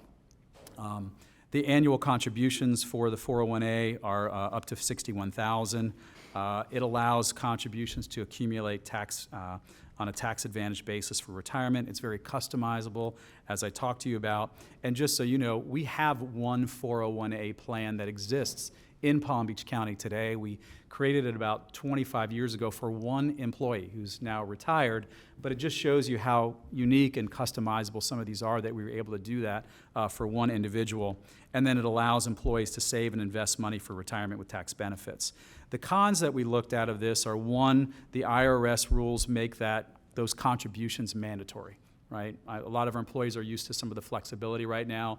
When you start talking about mandatory in terms of what you do with it, so just so you know, today, dollars at the end of somebody's employment, when they pay out sick and vacation time that they're entitled to, that they've earned, it basically gets written into their final check and goes right into their bank account, and they have that access to it. Under this, it would go into this particular 401A fund, and that's why in the next line we talked about employees might need to consult other professionals to acquire the disbursements. They would be available pretty readily for those individuals to access those dollars, but just the familiarity with a new fund, with new rules around it, might take a little bit extra time and education for an individual to gain access to those funds, whereas that bank account that's today is a lot easier to do that. 401As may favor a paid time off setting more favorably than a sick and vacation accrual setting like ours. And I'll go over the sick and vacation accrual like ours just so you know how we accumulate both sick and vacation time in Palm Beach County. It might be something that the BCC is not as familiar with and don't deal with as much as we do on the staff side, so we wanted to lay that out for you very quickly. And then it may require that we rewrite some of our current leave and accrual processes for sick and vacation, and that just depends on the back end of this, when we structure it, if we have to do something besides just, you know, the termination of terminating employee sick and vacation, we might need to be a little more creative on that. And then finally, we just wanted to say it may require some additional staff to handle some of the administrative aspects of the plan. I know that the providers of these try to make them as user-friendly and easy as they possibly can with online options and so forth, but I can tell you we've worked a lot with the clerk and with staff on a lot of these things, so it does take, I think, some time on our behalf, both at the BCC level and at the clerk's office. So just wanted to show you sick and vacation leave accruals. This is just for employees in the county. They accrue leave up to 6.16 vacation hours per pay period after they reach year 10. They work up to that over time, and then sick leave, everybody gets 4 hours of accrual of sick leave. Our vacation policy, briefly, these accruals are usually reflected in an employee's paycheck the week following the end of the pay period. Employees can't take more vacation that's shown on their balance. You can accumulate vacation time. It doesn't get swept from the employee until you reach 400 hours. And then once you're over that 400-hour threshold, anything in excess as that gets swept. There are exceptions in some of our unions, in some of our union contracts that you'll find there, where they have provisions to use that or pay out some of that. But by and large, that's how the merit rule defines that. We can donate some of those vacation hours to our Palm Beach County United Way campaign, which is currently ongoing right now. And employees are currently permitted to be paid out up to 500 hours to enter into the DROP system of the Florida retirement system.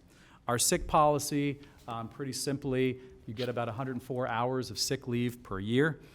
You can accumulate that until you leave. It's not something that gets swept under the merit rules. Employees hired before October of '94 and who are in good standing with the county can be paid out 50% of their unused sick time not to exceed 500 hours. Employees hired after that date are paid for 10% of that accrued sick time after 10 years not to exceed 500 hours. On the drop, we just wanted to share with you this. I mean, we talked about that 500 hour. That's just one where an employee can pay or buy out 500 hours into their average final compensation. And it's as important because as we look at maybe looking at retiring employees and the drop and many going into that, a number of them will either sell anywhere from 50, 100, up to 500 hours. If you're in some unions, or for example, I put on here fire rescue, they have higher thresholds that they're able to sell in there depending on their time of employment here. You can do that, but it's a much reduced amount that you can get paid out at the end when you are terminating. So if, for example, you sold 500 hours into the FRS, you could only get paid a maximum of 60 hours in addition to that at the end of your tenure after that time. So that might be what would flow into the 401A as opposed to a larger lump sum.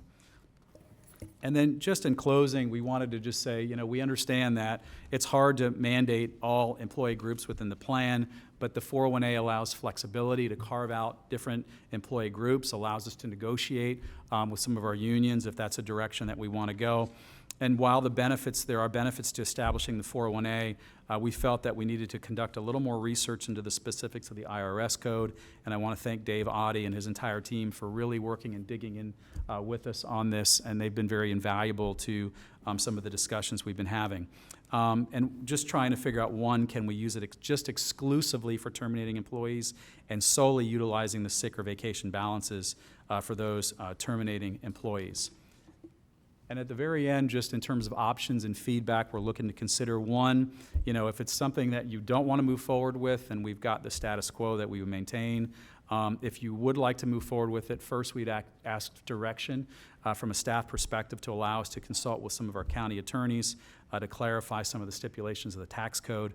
And then 3 and 4, if you want to move forward, and this doesn't necessarily have to be decided today if you don't want, but we do have an incumbent provider of that one single plan, which was Nationwide, who also does our 457B. You can have direction to continue to work with them on the 401A or direct us to go out for an RFP and seek either one or additional providers for that particular plan. And I'll end there by just introducing our table, and I apologize for jumping right into this, but obviously Wayne Condrey from HR, Maria Figueroa, our Deputy Director of HR, Reginald Duran, Assistant County Administrator, David Audie, our Deputy Attorney. And then also I wanted to mention that we had a number of individuals from some of our providers who are here today with us in the audience, and we thank all of them for their feedback and input throughout this process. So Mayor, with that, any questions you have? Thank you very much. We appreciate that very thorough education in what a 401A does. Commissioner Bernard, you are recognized. Thank you, Mr. Mayor. I thought Todd was an expert on PalmTran, but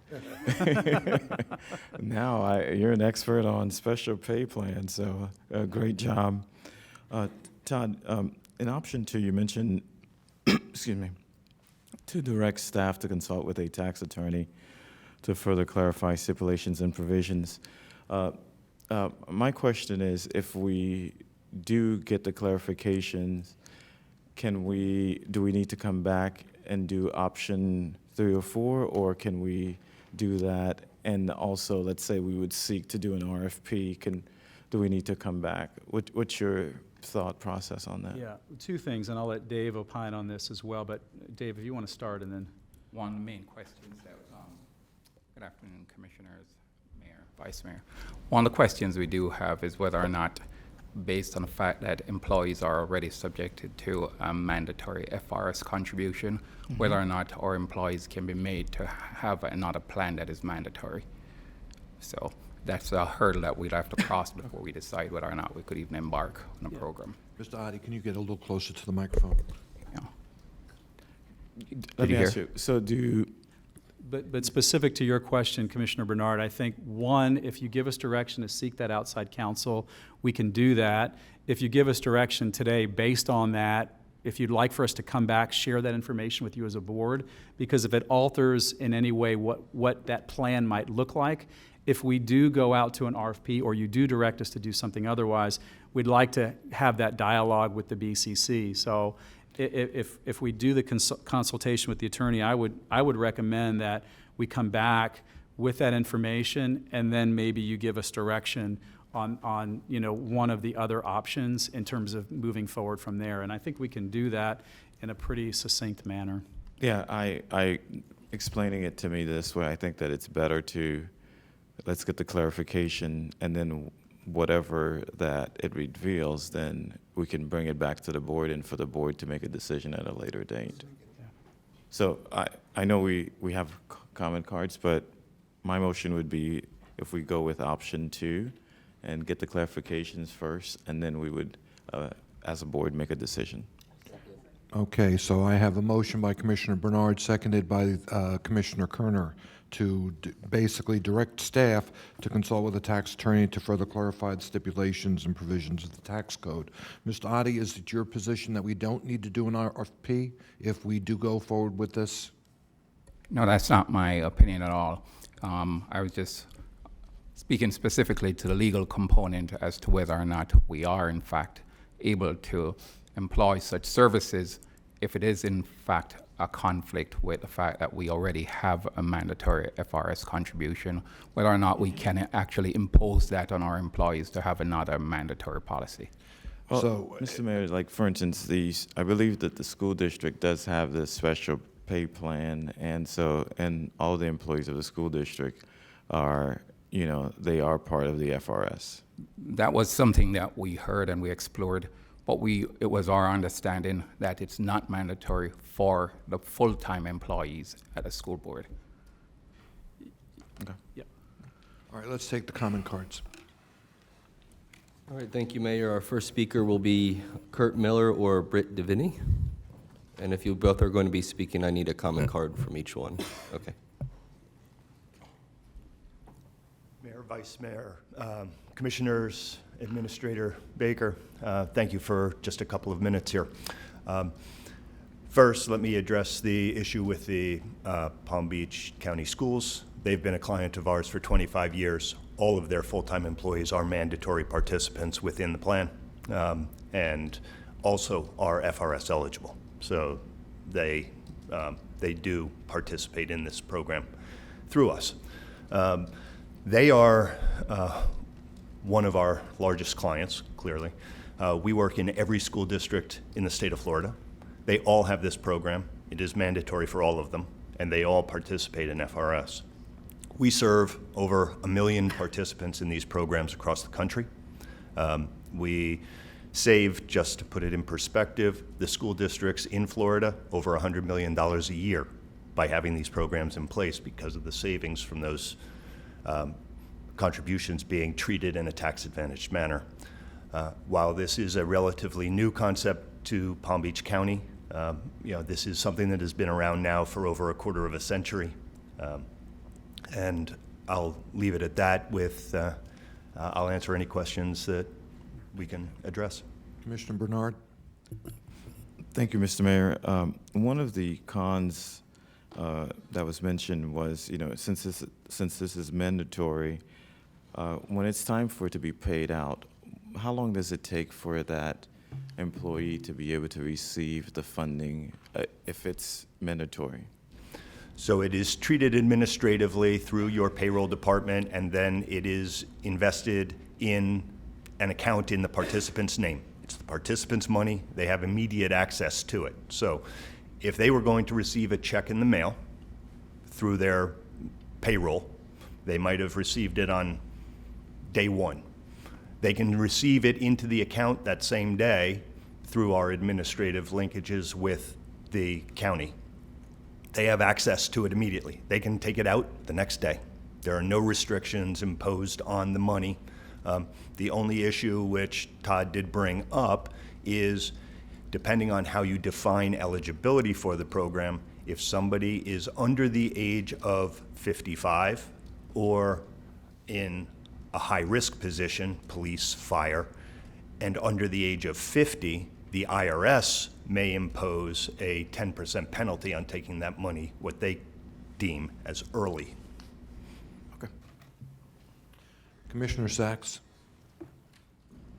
Do we not already have an IRS opinion on this issue? Yes, we do. Is there a reason to retain a tax attorney to give us an additional information from the IRS? That would be only for the county's benefit to gain additional comfort. We, to be completely candid, we have our opinion. The IRS has opined on it. We've maintained that IRS approval since 1998, and that is what we rely on. It is entirely appropriate for the county to rely on that same IRS approval, but if the county deems it more appropriate to do their own homework, we're entirely supportive of that. Okay, thank you, sir. Okay, Commissioner McKinley. Just a quick question for staff. How long have 401A programs been authorized? Or maybe... Let me answer it just in terms of special pay plans, because our organization was which is, I represent U.S. Bencor Mid-America, which is the company that founded these types of programs here in Florida back in the mid-90s. As I mentioned, we got our first IRS approval for it in 1998, and we've maintained it ever since. 401A programs technically have existed long before that. It's all part of the Internal Revenue Code, just like a 401K plan or any other 457, 403B. They're all just different sections of the tax code which allow these types of contributions. So nearly 25 years. So then my question to staff would be, if they've been available that long, why has the county not taken advantage of them before this discussion today? Yeah, so a few reasons. I mean, one, early on, and I think you'll find that counties, across the state, the 457B plan was one that was really more devised and is more widely used in counties around the state of Florida. But, some of and there have been some exploration over the years of introducing others into the mix. Some of those issues, I think, in past, and we've done some research and spoken to administrators who worked on putting this in the past. Sometimes, when you have too many options or too many things that are out there, it dilutes what, you have to offer. But one thing that we have seen is we've seen a movement of a number of counties starting to look at these kinds of opportunities. We've looked at Manatee's plan. We've looked at Polk County's plan. So we are seeing that more and more some municipalities and county governments are looking into this. It's just been that the 401As have really been more of an option that have been taken advantage of by schools primarily throughout the state. And 457Bs have been plans that have primarily been more with counties. And we've talked to a number of providers over time, and it's really just those were more just the generally accepted plans in those areas. But we are starting to see that certain counties are starting to look at that, and we're starting to look at it as well. So, Vice Mayor? I just want to try and get clarification. So are you saying a 401A plan would be utilized as a retirement plan for having money go into an investment account? The way that the 401A would work is when dollars go into that 401A, it's basically like a 401K, a 401A. It serves in the same capacity as a 457B in terms of the investments. So in there, whoever your provider is would have a suite of investment options that those dollars, could be invested, and they could be invested long-term and work the same way as sort of a savings account that would have investments. But as was noted, you can move that, you can take it out, you can roll it over into other kinds of accounts. But yeah, it would still function from an investment perspective. Okay, I understand. I think I understand the difference you're trying to. But I think at least in my understanding of this, is really the opportunity, and obviously they could leave the money in there long term if that's what they so chose, and it could be invested in equities, mutual funds, CDs, whatever instruments that are available, but that it enters into this without having the tax consequence on that particular part of their pay, their vacation and sick leave that they would normally just get cashed out, because I don't is there even if it went in, even if if they put it into a 457 or some other vehicle, they're gonna have a tax consequence on it without having a program like this. Yeah, I mean, if, like, for example, dollars that flow into someone's bank account today, would be considered part of their maybe final salary as well. And so from an income perspective, that would be looked at as income. So you have tax implications from that as well. If you were to move that into the 401A, as we said, you'd save the 7.65% on that as a benefit. But then again, we looked at some of those different thresholds in terms of penalties for withdrawal. If somebody sees there's a penalty, they might say, well, I'm just going to keep my money in that 401A for a longer period of time and just let it invest and roll that way, or look at some other options from that perspective. Okay. so.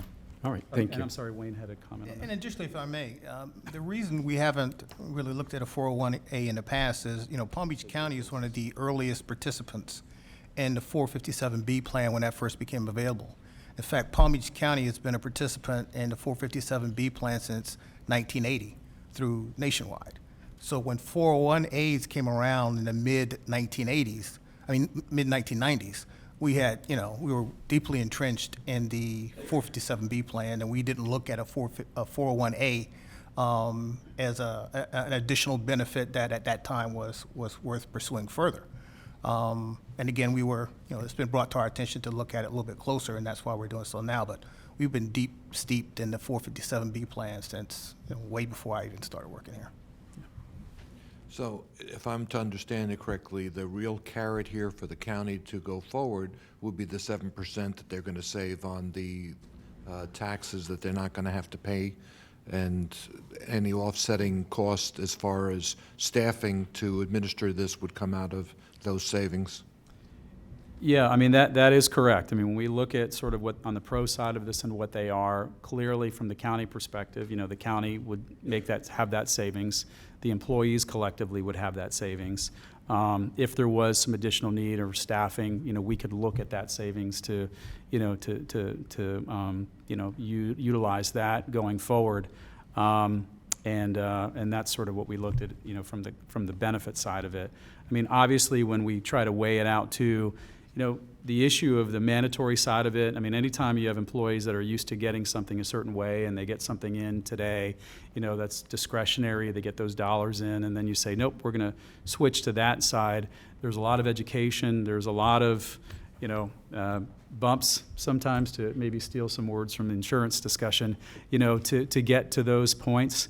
So those are the things that we just, I just lay out there for you because, we're familiar with that. We can work through those kinds of things, but it's important to just weigh that in our considerations of what that means for the employee and for our employees that, might not be as savvy as the one next to them in terms of how to get access to it, how to get an account, what types of investments within that, working with an advisor. So those are just the things that we've sort of weighed in this. All right, well, we have a motion in front of us now. Commissioner Mayor. Bernard would like to direct staff to consult with the attorney, tax attorney, just to clarify and make sure that we're all going in the right direction on this, right? I think we have one more card, Mr. Mayor. We have another card, okay. And Mr. Did you want to speak, Britt? No, I just turned the card in case he gave me a chance to speak, which obviously he didn't, so, okay. Didn't work out. No. All right. Just real quick, Mr. Mayor. You're welcome. Todd, it's not just the savings to the county, but also, because you said there was potential 253,000 savings to the county, but then there could be potential 253,000 to the employee also. Is that correct? That is correct. That is correct. And then also that employee can potentially use it as an investment tool to, to invest if they decide to keep it in that a special pay plan. Yeah, no, that is correct. And particularly if an employee is looking at an account like that and they don't meet the thresholds to not get the 10% penalty for withdrawal, you would hope that maybe they would look at that as an opportunity to try to grow those dollars if we're putting it in that count and it's mandatory that it has to be there, that they would look at that and view that as an opportunity, hopefully, to continue to save and continue to grow that investment income. And if they were given the sick pay, would they still have to pay that penalty also? Yeah, I mean, that would be collective of both, the vacation and sick that we would normally pay to the federal government, and those savings would be both on the county side as well as on the employee side. No, I'm saying on that penalty, that 10% penalty, so if you're giving it to that employee and they were under the age, yes, you still would take out that 10%? If they were withdrawing it before they were eligible to withdraw it under the code. Thank you. All right, let's continue with our cards. Our next and final speaker, Mayor, will be Brenton Balser.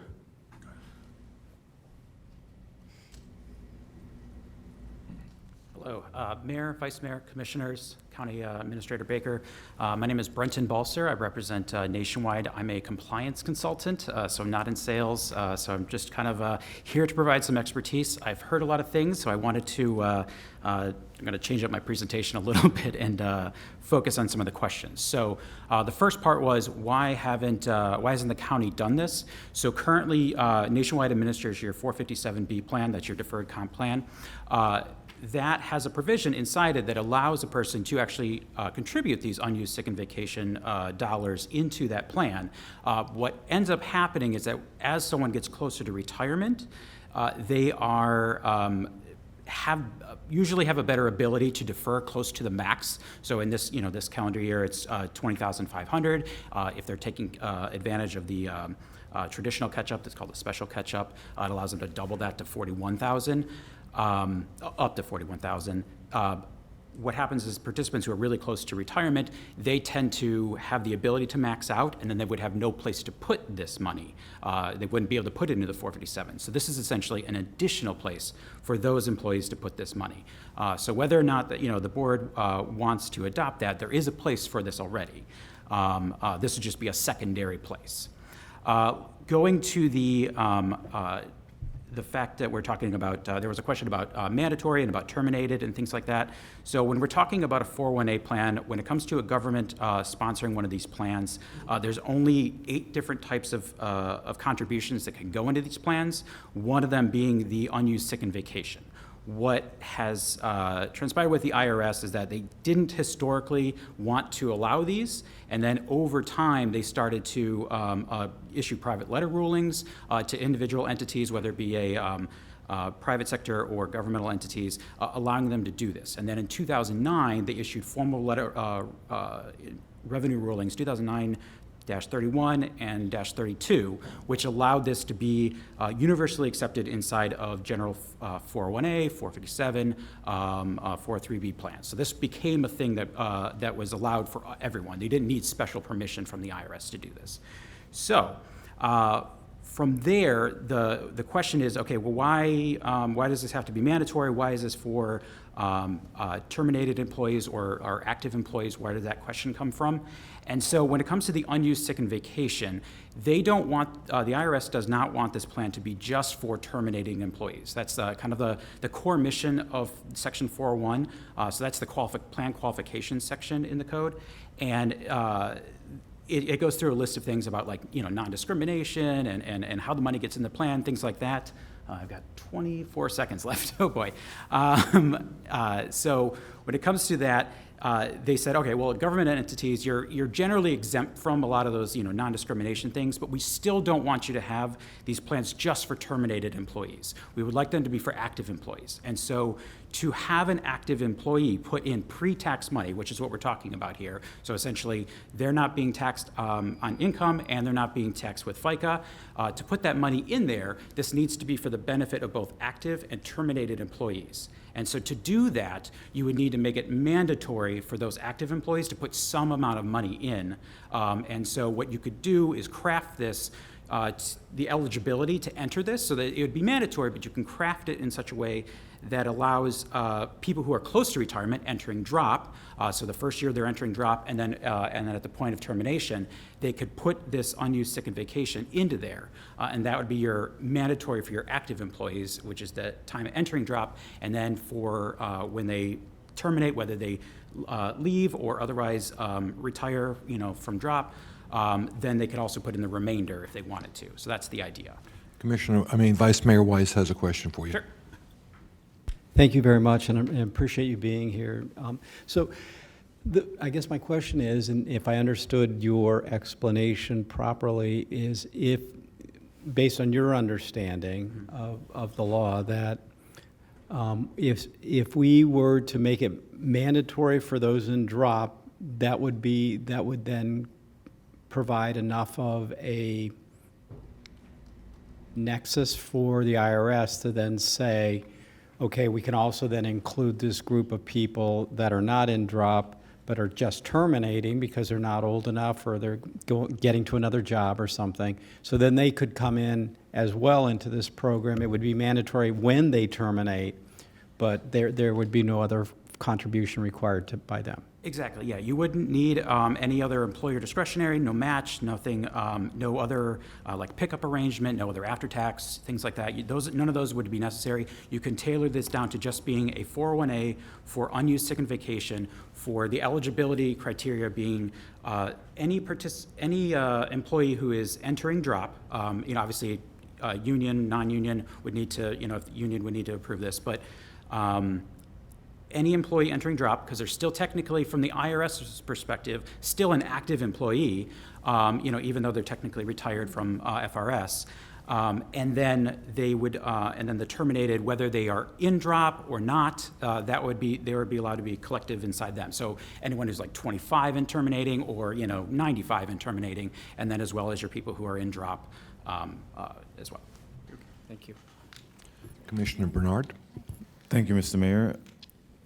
I guess my question would be, if we do get the clarification from a tax attorney, and then let's say the board decided to go out for an RFP, would Nationwide also participate in that RFP since we've had such a long-standing relationship with Nationwide?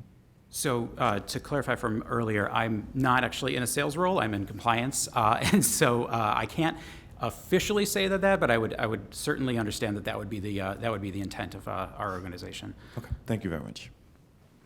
Okay. Any more cards? No, sir. All right, no more cards. We had a great presentation. I think we have a motion to direct staff to consult with the tax attorney. All in favor? All opposed? Do you have the motion maker on that? Motion maker was Bernard, seconder was Kerner. You got it. All in favor, all opposed? Shows approved 7-0. Thank you, everybody. very much. Thank you. All right, let's move it along here. I don't know, I was afraid I was going to miss this meeting, and I was going to be a little bit late this morning. I guess not. All right, we're on to item 6D1. Do I have a motion? I don't think we need a presentation. I think we've all... Okay, I have Vice Mayor has made a motion to approve. I have a second by Commissioner Sachs. All in favor, all opposed. Show that as being approved 7-0. Thank you. Let's move on to item 6E1, Housing and Economic Development. Mr. Mayor, I make a motion to approve items 6E1, A and B. I have a motion by Commissioner McKinley, seconded by the Vice Mayor, with a predicate that no county funds for implementation are being required. All in favor, all opposed, show that is approved 7-0. Moving on now to item 6E2, again, Housing and Economic Development. Mr. Mayor, I can make a motion to approve item 6E2, A, B, C, D, and E, and state that these are county ARPA replacement funds that are now ad valorem funds that do not require local match. I have a second by the Vice Mayor. I have two cards, apparently. Okay. Yes, Mayor. Our first speaker on 6E2 will be Francisco Rojo, and then Carol Jones Gilbert will be the second speaker. And it looks like this is going to pass unanimously, so you may not want to take a lot of time convincing us otherwise. Good afternoon. My name is Francisco Rojo. I'm with Landmark Development Corp., and this is an official thank you for assisting us with the Autumn Ridge development. And I'm here also with Linda Odom from the West Palm Beach Housing Authority, who's working with us on this development. Thank you very much. You're very welcome. Next. And then our final speaker, Mayor, is Carol Jones Gilbert. And then I have one public comment card to read. I say ditto to what Francisco said. Thank you so much. I want to thank Byron, our partner, on our Spectre project, and I also want to thank you for your approval of our Palm Beach County Housing Authority environmental review. Thank you. Thank you very much. I have a light on from Commissioner McKinley. Did you want to speak? Are you done with public comment? Are we done? Just one more. Sean Wilson is in support of this. Very good. Commissioner McKinley, you're recognized. Yes, thank you. If you don't have a second on this, I'll second the motion. But I want to ask staff, because the Palm Beach Post has been really beating us up about not spending county dollars on housing. And we do a housing project almost every single meeting. So I'd ask that you send out a press release after this. This is huge news. And I'm really excited about the second project with Spectra, because they are using a shipping container product to do this. So no pun intended, we are really thinking outside of the box and doing really neat, progressive housing projects, and I think that's wonderful, so congratulations to both. Thank you, Commissioner. I'm going to call a vote. All in favor, all opposed. Show that is approved 7-0. Thank you. Thank you. Okay, we're going to move on now. In my absence, you took care of 6F1. I will move on then to 7A1. This is a board appointment. Looking for a motion to appoint either Ms. Lerman or Ms. Litt. Looking for a motion. Just a nomination. All right, nominate. I'll take a nominate, I'll take a motion, I'll take anything. Mr. Mayor, I'll go ahead and nominate Harriet Lerman to seat 15 on the commission. Okay, I have a motion to nominate. Do I have a second? I don't need one. I see no further nominations. I will make it a motion to appoint. I will make a motion to appoint Harriet Lerman. Okay. Seconded by the Vice Mayor. All in favor, all opposed. Show it is approved 6-0 with Commissioner Marino off the dais. Okay, we're going to move on now to Commission District appointments. We're going to go to District 1 first. She's not here. She left. Okay, District 2. None, sir. Very good. District 3.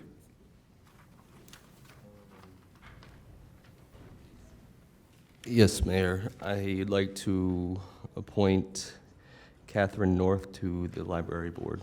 I have a motion by Commissioner Kerner, seconded by the Vice Mayor. Seeing no further discussion, all in favor, all opposed. Show that is approved 6-0. Again, Commissioner Marino off the dais. That's it? Yes, sir. Okay, D5.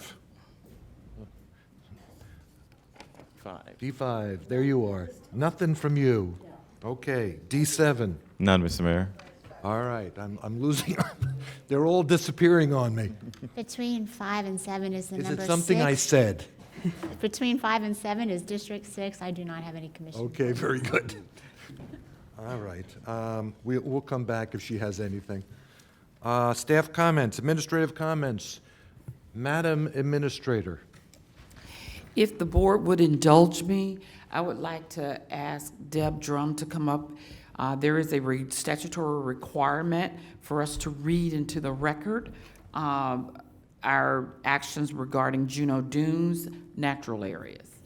Good afternoon, Deborah Drum, Department Director, Environmental Resources Management. This announcement is required by Florida statute to provide notice of public hearings for natural area management plans that fall under the state's authority. The Palm Beach County Natural Areas Management Advisory Committee will hold an open house public hearing on the 10-year updated draft management plan or draft plan for the Juno Dunes natural area on November 1st, 2022 at the Vista Center Hearing Room Chamber located at 2300 North Jog Road, West Palm Beach, Florida.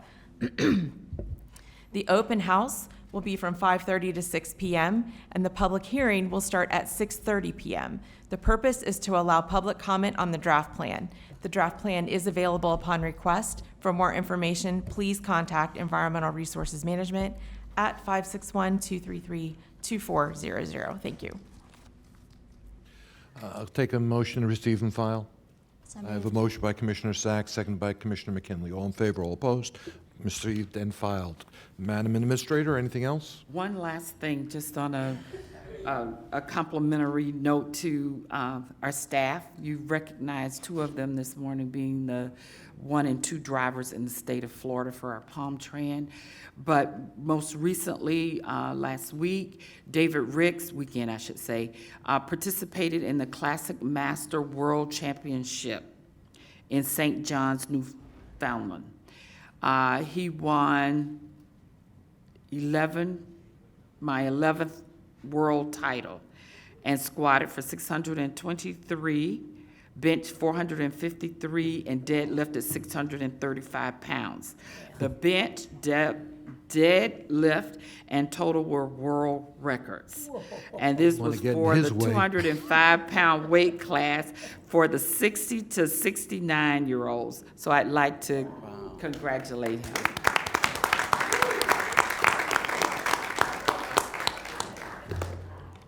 Wow. That's all That's I what got I to say. said. Wow. Wow.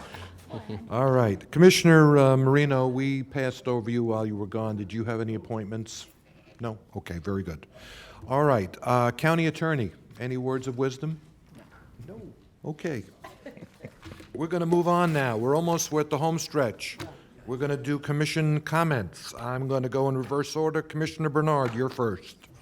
Thank you, Mr. Mayor. I'd like to request 2 off-site certificate of recognition.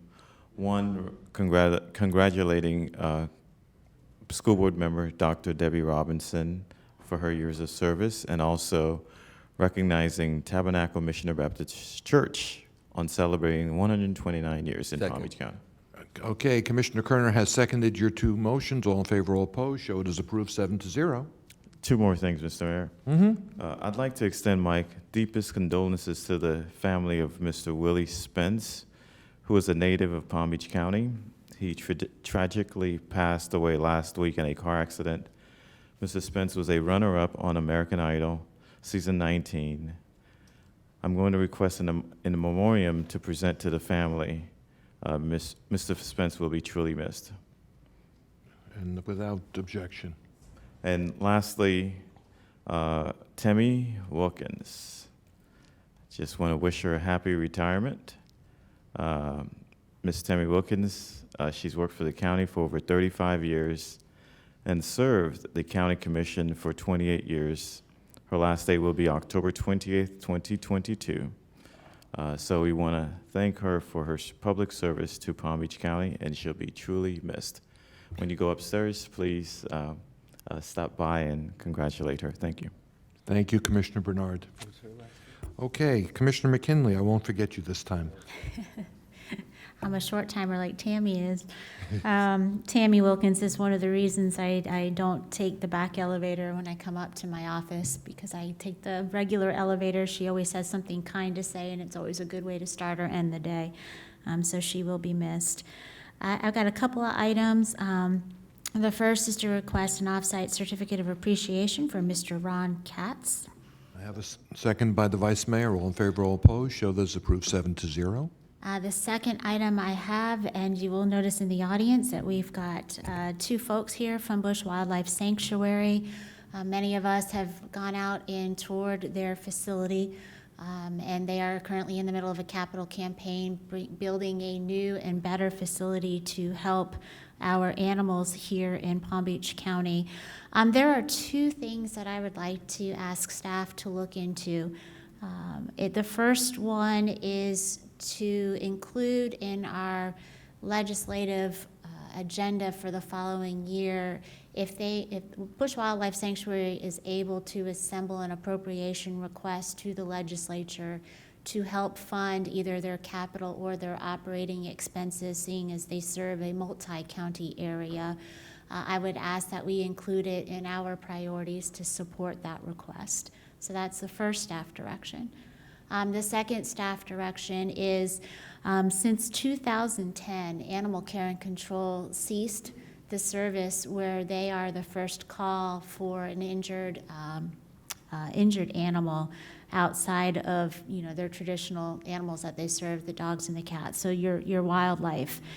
And since that time, they have, Bush Wildlife Sanctuary is about $750,000 a year for them to provide that service. So over the course of time, it's been more than $9 million. If you call Animal Care and Control with an injured wildlife, you are automatically redirected to Bush Wildlife Sanctuary. I'm not suggesting that we have the fiscal ability to compensate them for that entire service, but I do think if they are saving the county money and they are providing that needed service, that we ought to have a formal contract with them and help them offset some of those costs. So I'd like staff to look into that. All right, so we'll ask staff to review that and come back with a report on that. All right, without objection. Thank you. And thank you for being here today and for doing what you can to help our animals. And I know that you have taken a big responsibility for wildlife calls that are coming over from the West Coast after Hurricane Ian. And then, Mr. Mayor, my final comment, much like Commissioner Bernard, I also have sad news to report this morning. The Glades community lost Miss Linda Moss from Moss Towing, if you know her company, but I'm a staunch advocate for the Glades community. I reference her as a tough love mentor. She was never easy on me, but she was wonderful to work with. Her daughter this week will be delivering a grandchild.